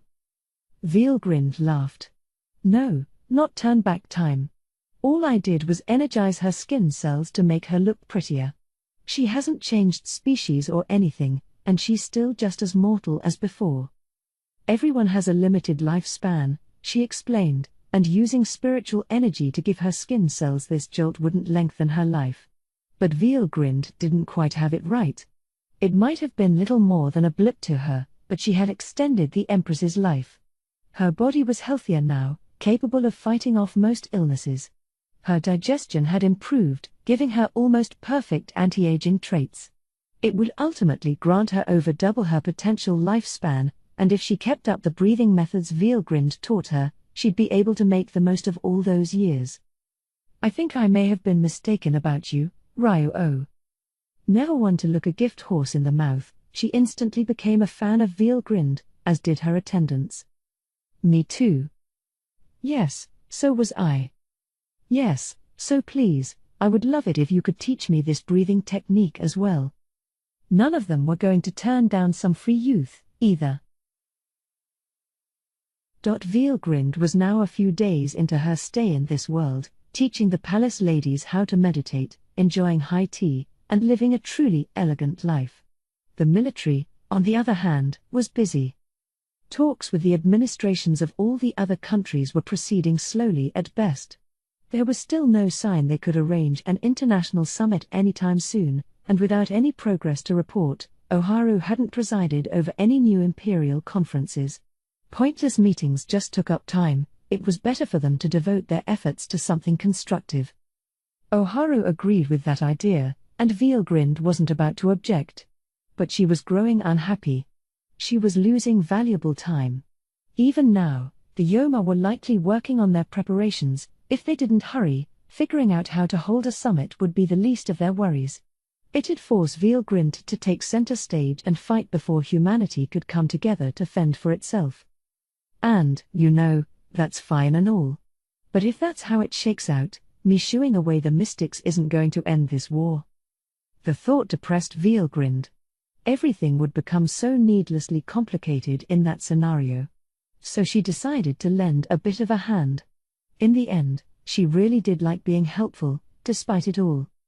Does it look like the negotiations are going well?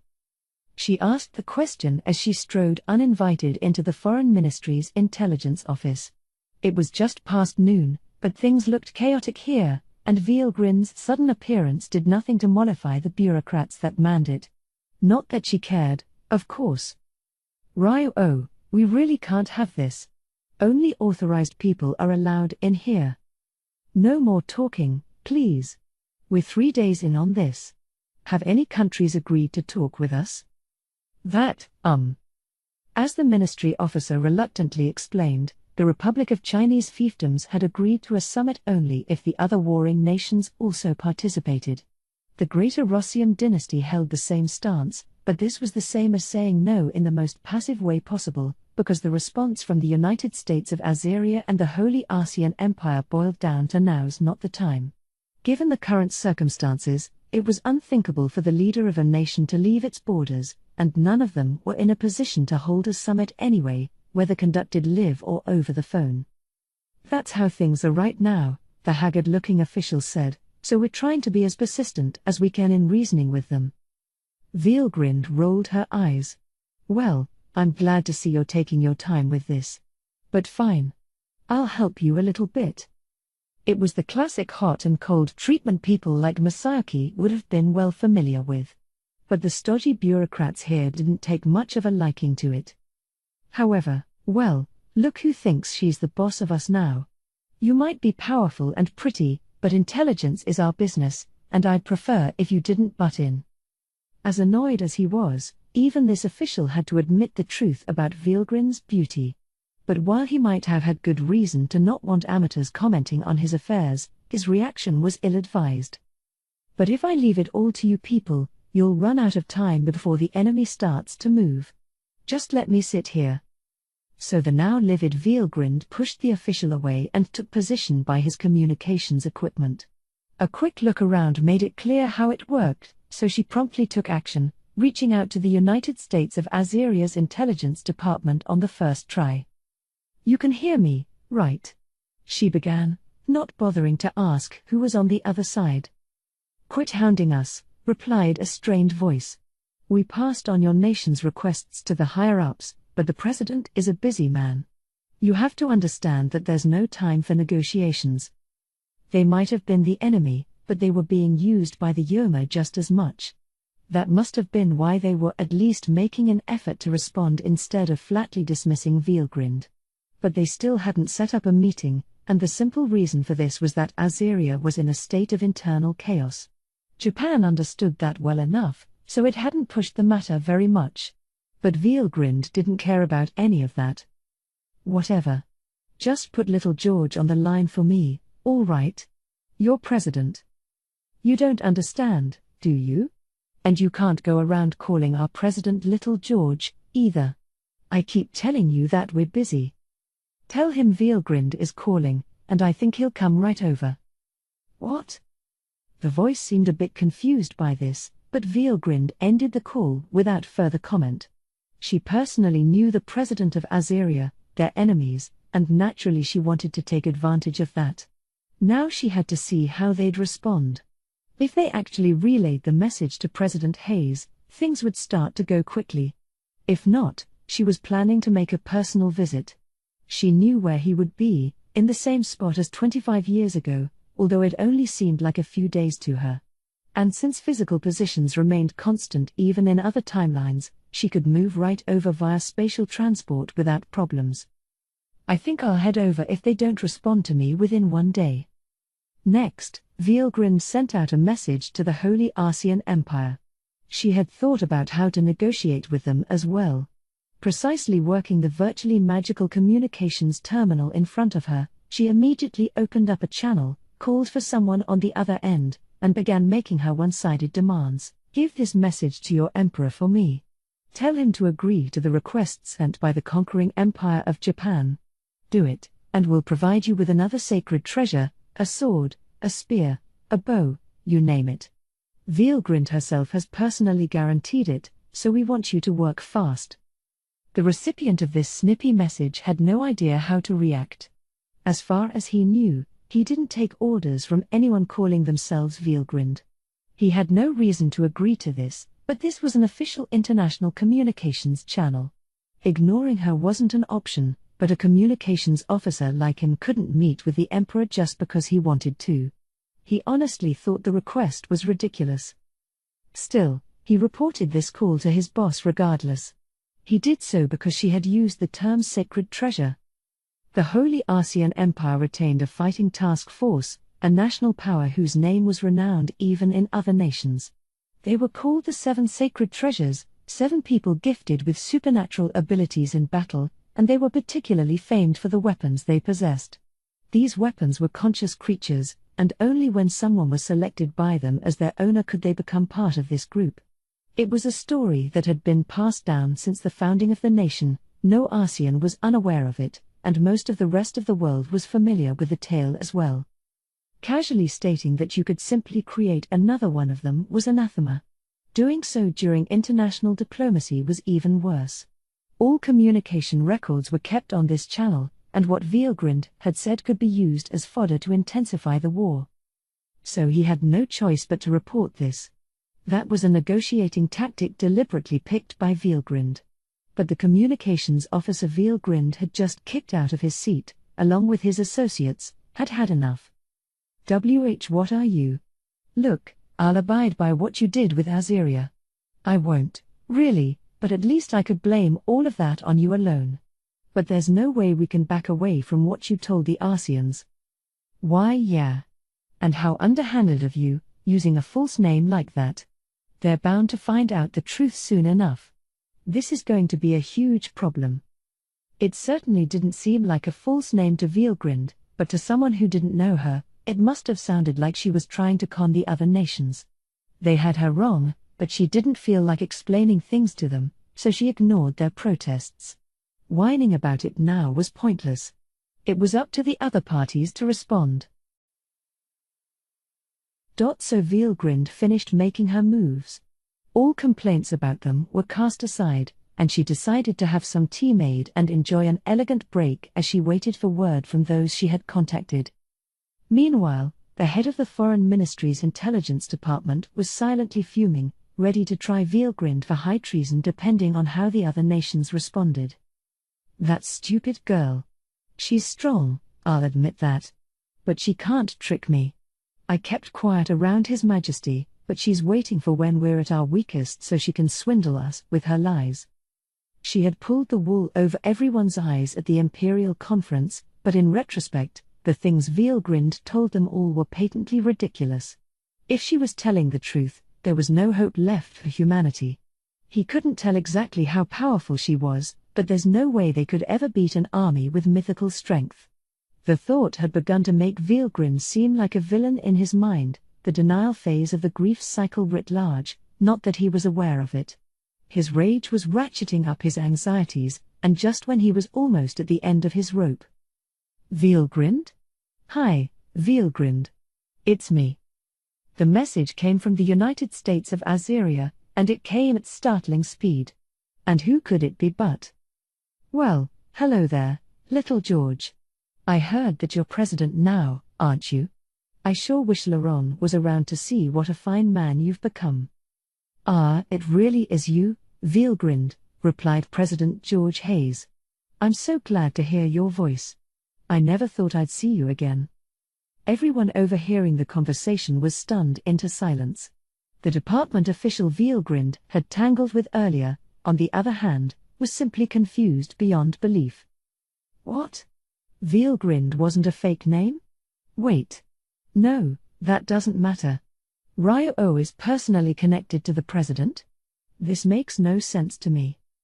He had looked down on Veal grinned as this impertinent compulsive liar, but in an instant, he was almost feeling respect for her. Veal grinned herself, however, didn't care what any of them thought. Now, George, I'm sorry to ask you for favors out of nowhere, but is it okay if we catch up later? There's something really important that I want to take care of first. Have they told you about what's going on? Yes. And you're right. I have things I want to discuss with you as well, though. Can you hear me out before we move on to this business of yours? Of course. You're Laurent's pride and joy, you know. I almost feel like a mother to you, in a way. Thank you. I'm happy to hear that. Now, as for the current situation, I think we need to sit down and brief each other so we're all on the same page. I agree with you. Should I take that to mean you'll carry out my request? That won't be a problem, no. When shall we hold this meeting? I'll tell you once I check with Ludora, I mean His Majesty the Emperor. Oh, yes, you said there was one other person from my father's generation, didn't you? Well, all right. I can't remain on constant standby, but I'll arrange things so I can sit down and talk whenever you can. And just like that, Veal grinned had secured a promise from the president. It wasn't much longer before a call came from the Arsians as well. Is Lady Veal grinned on hand? Right here. That's me. Thank you. My name is Bright, and I serve as leader of the 7 sacred treasures of the Holy Arsian Empire. I am deeply moved to receive the honor of a conversation with you, my lady, but before we begin, there was one thing I wanted to confirm. What is that? Are you truly the goddess that we worship? Huh? What's the point of that question? If they wanted to confirm whether Veal grinned was lying, she was awfully curious about how they expected to figure that out. Because don't tell me you have someone there that's old enough to know if I'm telling the truth or not. No, not that. And I also have to say that I didn't think your king heard my name and decided not to reach out to me personally. Is this how small-minded the descendants of Shin have become? Shin? Wait, do you mean Shin, our divine founding emperor? Because if you dare to insult the Arsian imperial court. And one other thing, why are you people called the 7 sacred treasures? Because I'm rather sure that I left you with 12 god-class weapons, not 7. You haven't somehow had any lost or stolen from you, have you? Because I'd hardly dream that you don't even have 12 people worthy of being picked by those treasures. That's certainly not the case, is it? Bright's anger quickly vanished. At that moment, the leader of the 7 sacred treasures was convinced. The woman on the other line calling herself Veal grinned was truly the goddess he knew. I recall my own master telling me that there were 12 treasures. It was a true story, one passed down orally across generations, and if she knows that, she has to be the real thing. There had indeed been 12 sacred treasures. The imperial government, seeing a need to protect their arsenal for desperate times, decreed that only 7 would be made public knowledge. However, that didn't mean there were 12 people possessing them all, either. Currently, just as Veal grinned had surmised, the number was only 8. Across the 4,000-year history of the Holy Arsian Empire, 3 sacred treasures had been lost. 1 was taken away by a traitor, and 2 went missing after their owners went off to battle and never returned. As a result, the Arsians currently had only 9 treasures left. 1 was kept in secret, possessed by the Emperor's personal bodyguard and assistant, and another one was masterless, stowed away in the National Archives as an imperial treasure. Having Veal grinned guessed the truth like this unnerved Bright. But that wasn't all that convinced him. Just hearing her voice put him in a state of awe. The sheer force behind it told him she was for real, that was most of the reason. So, regardless of what she had to tell him, Bright bowed his head to the communications equipment he was using. The fact she had no way of seeing this didn't matter. It was respect for Veilgrind that drove him to do it. "I sincerely apologize, my goddess. I will immediately report to the Emperor of Arcea and give him your demands." "Oh, you will? Well, no more time wasting, then, all right? Get moving." "Yes, my lord." Veilgrind wasn't done complaining yet, but she let Bright off the hook for now. She had achieved her goals. Now she had 2 nations doing her bidding. "Well," she muttered to herself, "guess I'll tackle the Greater Rossium dynasty next." Working her communicator, she opened a channel with the Rossium Intelligence Department. However, the channel that should have worked was being blocked by some kind of interference. "That's strange. Hey, you over there, when was the last time you made contact with Greater Rossium?" "Early this morning." The official she'd pointed at hurriedly replied. "We make regular contacts with each other 6 times a day, in the daytime and evening." Being at war, they kept this window open regardless of the time difference. This was based on an agreement between all the countries involved, meant to speed up negotiations depending on the state of the war. Normally it'd be used to work out the terms of an armistice, but for now they exchanged information on the Yoma over this hotline. Given that they had all let their militaries run out of control, they needed a firm grasp of current affairs so they could work out how to explain matters to their citizens. Was there anything unusual up to now? "Not in particular, sir." "No progress," the hesitant official said, "but no abnormalities, either." The time was almost here for their regular afternoon contact. It was doubtful that the other side simply wasn't on duty, and given their dedication to retaining backup communications equipment, a mechanical error was hard to picture. As the official thought, it seemed fair to consider the possibility of an unfolding emergency. But even in the midst of this, Veilgrind was her usual self. "This world isn't at the level where you can magically interfere with communications like this. It's all but inevitable that the Yoma are up to something. And of course they have to do it right when I've got business to take care of. Unlucky for them, I suppose. Or not. Perhaps this is Ludora's own luck coming into play. He never lets me down." Her mind was bursting with optimism. And she was right, magic in this world was more the realm of offensive sorcery and energy-sapping curses, and it was hard to cast spells that could directly rejigger the physical laws of the world. But praising Ludora for this was going overboard. The Oharu of this realm had no such powers, all of this was better chalked up to mere coincidence. To put it bluntly, the mystics had luck going against them. The moment Veilgrind had begun to play an active role, their invasion was all but doomed. Nimbly working the communicator, Veilgrind began to draw 2 intricate magic circles in the air, each about a foot in diameter and illuminating her equipment with an eerie glow. They transformed her magical force into electronic signals, transmitting them to the remote receiver in Greater Rossium, where they acted against the mystics jamming to destroy it in an instant. It was a trick that not even the master sorcerers of this world could comprehend, much less your average person. "Is anybody there? Please respond if you are." Finally. "Mayday, Mayday, Mayday, the Yoma are attacking the royal palace. They cut off all links with the outside. We thought we were done for." "Oh, don't panic, silly. This is the conquering empire of Japan. I won't say that we're not going to help you, but I can't say that I appreciate being asked for favors out of nowhere like this." She had a good point. It brought the soldiers from Rossium who heard her response back to their senses. There was a pause as they discussed matters, and then the line was taken by a calmer voice. "Pardon our alarm earlier. This is Sergei, Director of the Foreign Intelligence Department of Greater Rossium. It embarrasses me to admit this, but we want to ask for your support. We've been sending messages out across Rossium, but we have yet to receive any other response. I apologize, but could you reach out to the rest of our lands for us?" As Sergei explained, they would provide Veilgrind with ciphers linking her to Rossium's military bases if she agreed to it. The royal forces were keeping up their resistance, but the Yoma clearly had the upper hand. The Rossium non-combatants were evacuated, but their hiding spots would clearly be rooted out before long, and after that the royal family's protection couldn't be guaranteed.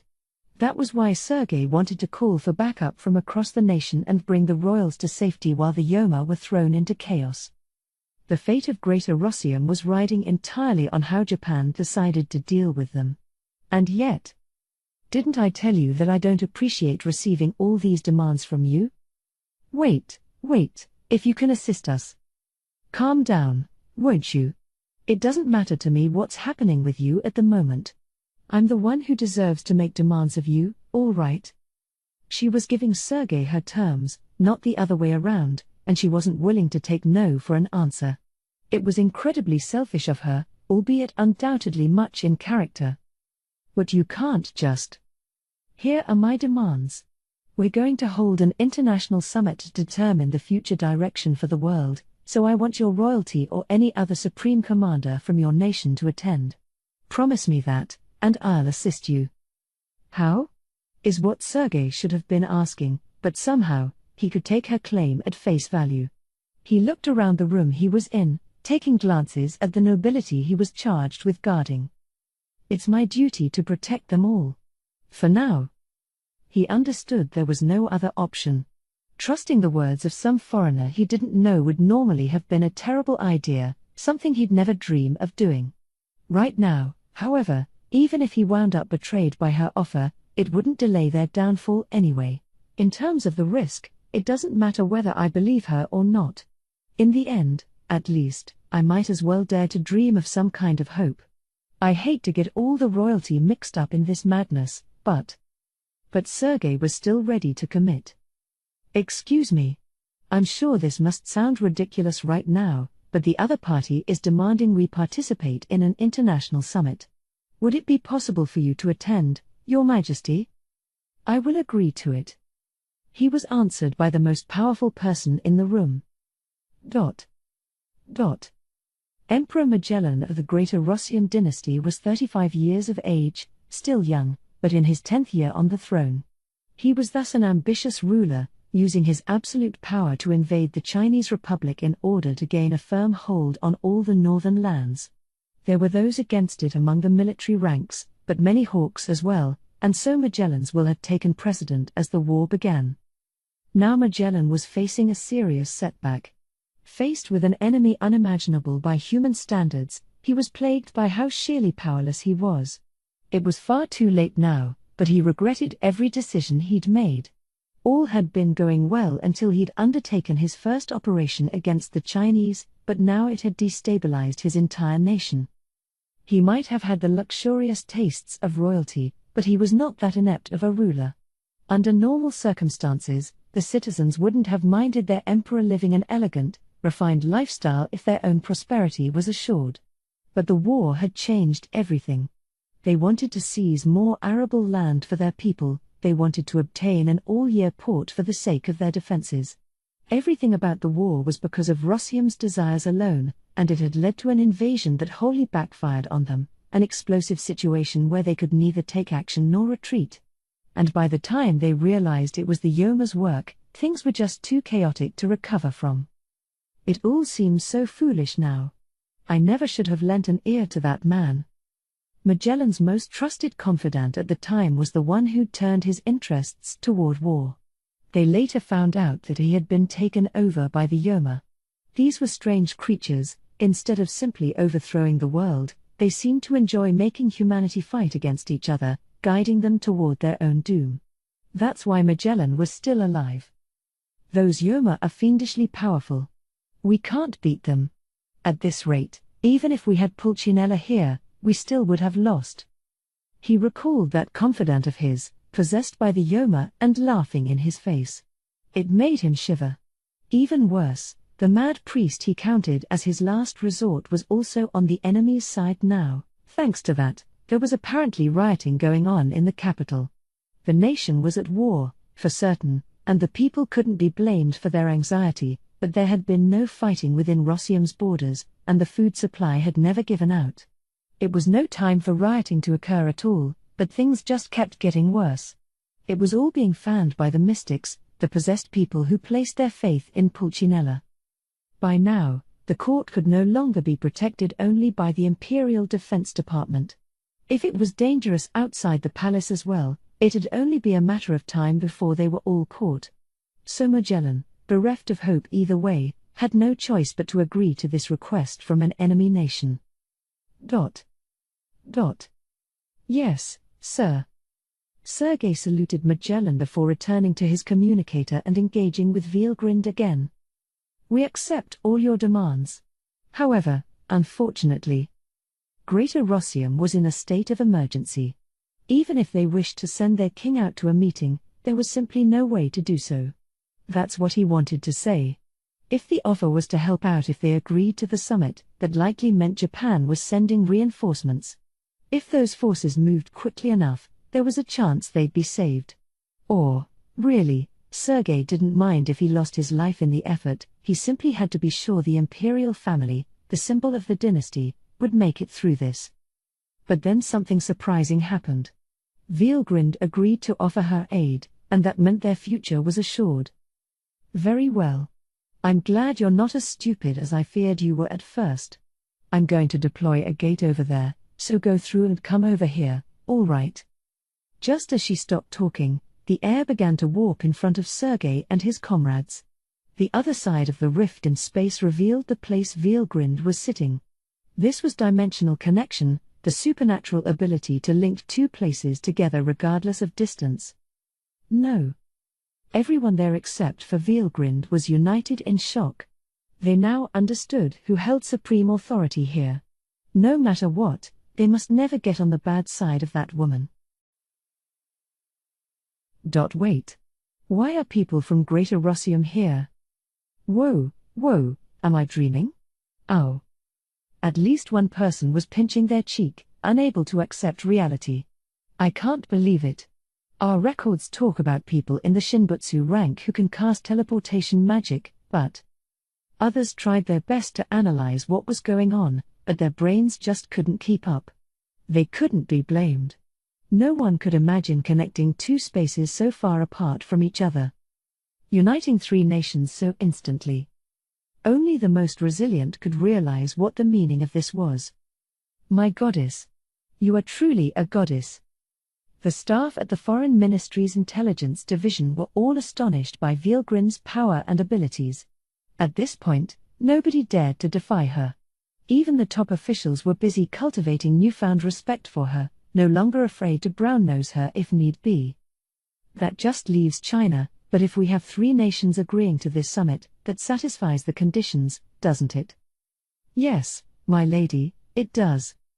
Okay, so you guys can handle the rest of the negotiations yourselves for me? Certainly. Nobody was foolish enough to refuse, of course, the officials all staking their pride on successfully reasoning with the Chinese. Vielgrind nodded and turned toward the befuddled Greater Rossium leaders in the room. So is this all of you? I'm sorry, but anybody outside the room you were just in is beyond what I could agree to. If we destroy the Yoma quickly enough, though, I think we can save all of them. They could do nothing but eagerly nod at this. Not all of the imperial court had made it through the rift, but they cared more about saving their own hides than whoever was left behind. There was no way they could pin the blame for any of that on Vielgrind. We thank you for your assistance. Sergei, overcoming his confusion first, thanked her. It made Magellan realize that he needed to do the same. Allow me to offer my appreciation as well. Once this is all over, I promise you may accept whatever you want as a reward. Vielgrind snorted a bit, not sounding too interested in what he had to offer. Emperor or not, she acted just as arrogant around them all. I don't need anything, thank you. I'm sure you can't fulfill my wish anyway. Just help me out with this operation, all right? We will, yes. Of course. Magellan was put off by this flat refusal, but he wasn't small-minded enough to lose his temper over it. Here, the title of Emperor of the Greater Rossium dynasty didn't have that much meaning. Even he understood that his life had been spared mainly because she found him useful. May I at least ask the name of the woman I owe my life to? Call me Ryo-O, please. Very well. And again, Ryo-O, I thank you. Not a problem. Now, I'll let you know once we have a time and date for the summit, so for now, rest easy here, all right? Veelgrind was acting every bit like an empress now. She was the law here. A staff official quickly stood up and ran out of the room so he could order living spaces prepared for these unexpected guests. Another one bowed to Magellan and his entourage, ready to show them around. They would be waited upon in a reception room until their rooms were ready. All this role assignment was done without any previous discussion. Their teamwork was a sight to see. Even Veelgrind was a little impressed. Then the most self-important of the foreign ministry's officials decided now would be a great time to try buttering her up. Lady Ryo-O, please, instead of black tea, try this top-of-the-line Gyokoro green tea as well. No need to waste time as they awaited the Chinese response, he reasoned. Nor this chance to make himself look good around her. Oh, how thoughtful of you. Thank you very much. My name is Kanji Yamamoto, and your words alone fill me with supreme satisfaction. Yamamoto never let up for a moment. One of his greatest talents, his staff thought. This is very tasty. It has an airy sort of sweet aroma, but such a refreshing aftertaste. Yes, I'm very proud of it. It's provided by one of my favorite stores. I like it. In that case, I think you may enjoy some of the snacks here as well. Yamamoto next took out some fondant au chocolat, an elegant sweetness exuding from it. This was an almost decadent luxury to enjoy during wartime. He had obtained this treat for himself, exercising his power and finances to the fullest, but he was offering it to Veelgrind now. The taste was more than satisfactory to her. Kanji Yamamoto, was it? I'll remember that name. Why yes, my lady. I am tremendously honored. She was making this offer despite never having bothered to remember the name of any other human being in her life. She could be surprisingly vulnerable to brazen bribery like this. Perhaps Yamamoto deserved the victory, though, quick as he had been to realize that money wasn't likely to move her. After a period of waiting, the Chinese have responded. They said they'll attend the summit. Good news rang across the room, and with that, the Five-Nation Summit was a done deal. What? Is that the truth? Well, of course. Why would I lie to you? Veelgrind's report came as a total shock to Oharu. A summit like this was thought to be impossible, but she had achieved it with the greatest of ease. Once again, there's just no guessing how far she'll go. I'm lucky she's on my side, but if it's strictly based on her affinity for me, well, it's almost too absurd to believe. These friendly terms could instantly change at Veelgrind's whim. The thought scared Oharu. A trusting relationship is something built gradually. Normally, it involved spending lots of time with each other, working out what the other party allows and what riles their anger. Nations worked the same way. If they couldn't share their values with each other, it'd be hard to get along very well. Invaders like the Mystics were obviously enemies, since there was no reasoning with them. It seemed a pity to resort to violence against these clearly intelligent creatures, but the line had to be drawn somewhere. And then we had Veelgrind here. Isn't that wonderful, Ludora? I'll work out a site for the summit, too, so what time works for you? Veelgrind was clearly exercising her full trust with Oharu, and that, he thought, was why he needed to stay on his guard. The conclusion he reached: fight kindness with kindness. He had no choice but to trust her, so there was no need to stew over it. All he had to do was express the gratitude he felt with all his might. It was the only way, he believed, that he could repay her. I thank you, Veelgrind. And it'd make me even happier if you keep helping me like this. He. Oh, don't worry about it. Veelgrind laughed, expressing the joy deep in her heart. To her, Ludora's happiness was her own as well, so Oharu's decision had been absolutely correct. It was decided that the summit would take place after lunch the next day. They needed to formulate a strategy against the Yoma quickly, so there was no time for grand arrangements. Oharu decided it best to prioritize efficiency. Time differences, or any other business the other leaders had, were not at all a concern to him. This was duly relayed to, and agreed upon by, the other nations. It was fully up to the Foreign Ministry's intelligence department to handle this, which led to some tense moments, but Vielgrind couldn't have possibly cared less about them. Yamamoto, right. Keep up the good work. That compliment alone was the greatest consideration she'd give anyone. It was doubly unfair, since it was Yamamoto's staff working long hours while he mostly sat around, but Vielgrind was already making her next set of demands to them. All right, so make sure you have a site set up by tomorrow morning. Something solemn and impressive, as befitting His Majesty the Emperor. Gladly. It was beyond unreasonable of her, but Yamamoto had no right of refusal. In fact, he even seemed a little grateful for it. Perhaps this was awakening him to certain fetishes he didn't know he had, but, again, Vielgrind neither knew nor cared. Oh, and can you move a communicator over to a bit of a larger room for me? What for, my lady? Given that this summit would take place over voice lines, Yamamoto was planning to place the equipment in the largest meeting hall they had, not a bit of a larger room. He was wondering what Vielgrind meant by that. Well, because I'm going to have people from all the other nations here, too, like what I did with Greater Rossium. That'll save people some trouble, and don't you think it'll eliminate a lot of wasted time, too? What? What he thought about it was moot. This was beyond the realm of common sense. Yamamoto couldn't believe it, but if it was possible, some part of his mind told him, then yes, it'd be better that way. Or do you have a complaint about that? No, my lady. I would never. I will promptly begin working on it. At once. Oh, thank you, then. Vielgrind smiled, her anger quelled for now, and left. Yamamoto looked around at the ministry officials around him. What will we do, sir? What do you think, you fools? We'll do exactly what she says, of course. The site needs to be moved at once. All right. And move a communicator into meeting hall number 2 at the same time. Roger that. So began a long, sleepless night for the intelligence department. The fate of the human race was riding on this day. Meeting hall number 2 had been transformed overnight, and Vielgrind was satisfied with the results.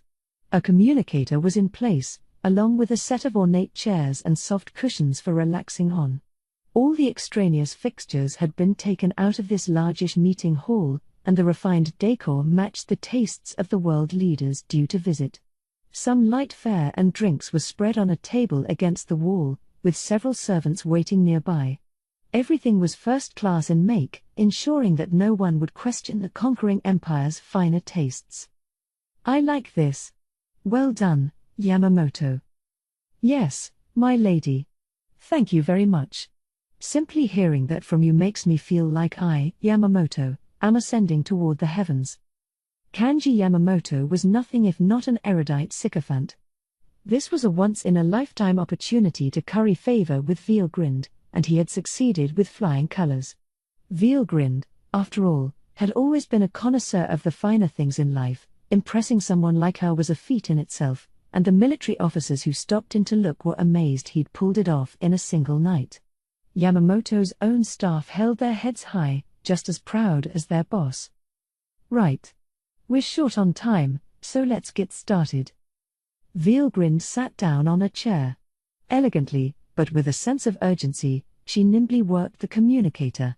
The first nation she reached out to was the United States of Azeria. Hi, George. Doing well? Why, yeah. It really brings me back, seeing you act all crazy like this again. But, maybe it's weird to say, but I'm relieved you haven't changed at all. President Hayes couldn't be blamed for his confusion. After all, the communicator had been dropped entirely in favor of a dimensional connection-driven trip right into the room. The Azeria cabinet members with him could scarcely believe their eyes. He.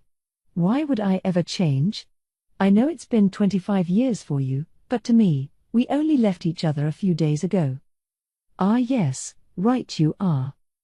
Veal grinned and George chatted about the past a bit longer, Yamamoto making sure they weren't interrupted. With a casual look, he put the servants to work, and in a few moments, the befuddled Azaria cabinet members were able to relax and take in the situation a little more. Meanwhile, Vealgrin's conversation was accelerating in pace. Oh yes, how I remember. There was never a dull moment around that man, you know. Yeah, he mentioned to me how you always put up with his big talk. I sure did. Like how he declared the day before a big hurricane that it'd be clear and sunny the next day. Oh, I know that story, trust me. He told it to me before bed lots of times. And it really was sunny, thanks to you, hum. There was this baseball game that day, and the neighborhood kids were looking forward to it. He was always messing around with them, telling all sorts of lies like that. Perhaps that's why he said it to me, like hey, what's the harm if something I say comes true for a change? And I actually agreed to it. It was the dumbest thing, I tell you. The idea of her single-handedly quelling a hurricane gave everyone in the room pause. You're kidding me. She's not even trying to hide how abnormal she is. Some of them couldn't be bothered to conceal their surprise any longer. Vealgrind didn't notice, and wouldn't have cared if she had. Oh, was that why? Because Dad just talked about how hilarious it was when the kids got all freaked out about it. I didn't know that was the reason. He. Oh, but the kids were really happy, too. Their team was excited to play that day. There was a really long home run, if I remember. I'm sure there was. My child loves baseball, too, you know. Then Vealgrin spotted the clouds forming over George's head. The change was slight, something most people wouldn't notice, but she was reading the emotions framing the thoughts around this conversation, so she could pick up on it. Actually, how is Emil doing? Emil Hayes, George's son, was the reason for his sudden melancholy, Vealgrin surmised. She deliberately brought up his name to George, hoping it'd make it easier to talk about. Ah, there you go again, Vealgrind. Nothing ever escapes your notice, does it? Oh, that's not true. You're just like a son to me, is all. I worry about you. Heh. Well, thanks. I really don't think this is the kind of thing the leader of a nation should be talking to anyone about, but you're really all I can count on. Can you lend me a hand, maybe? Of course. You're Laurent Hayes' son, after all. George shed a tear. My son needs help, he whispered, as he explained what was going on. It turned out to be a very delicate situation. Azeria's Department of Defense was already aware that the nation's military had been taken over by the Mystics. That alone was terrible news, but as George explained, David Reagan, the fleet commander in the middle of the crisis, had sent an emissary over to Central Command to give them his demands.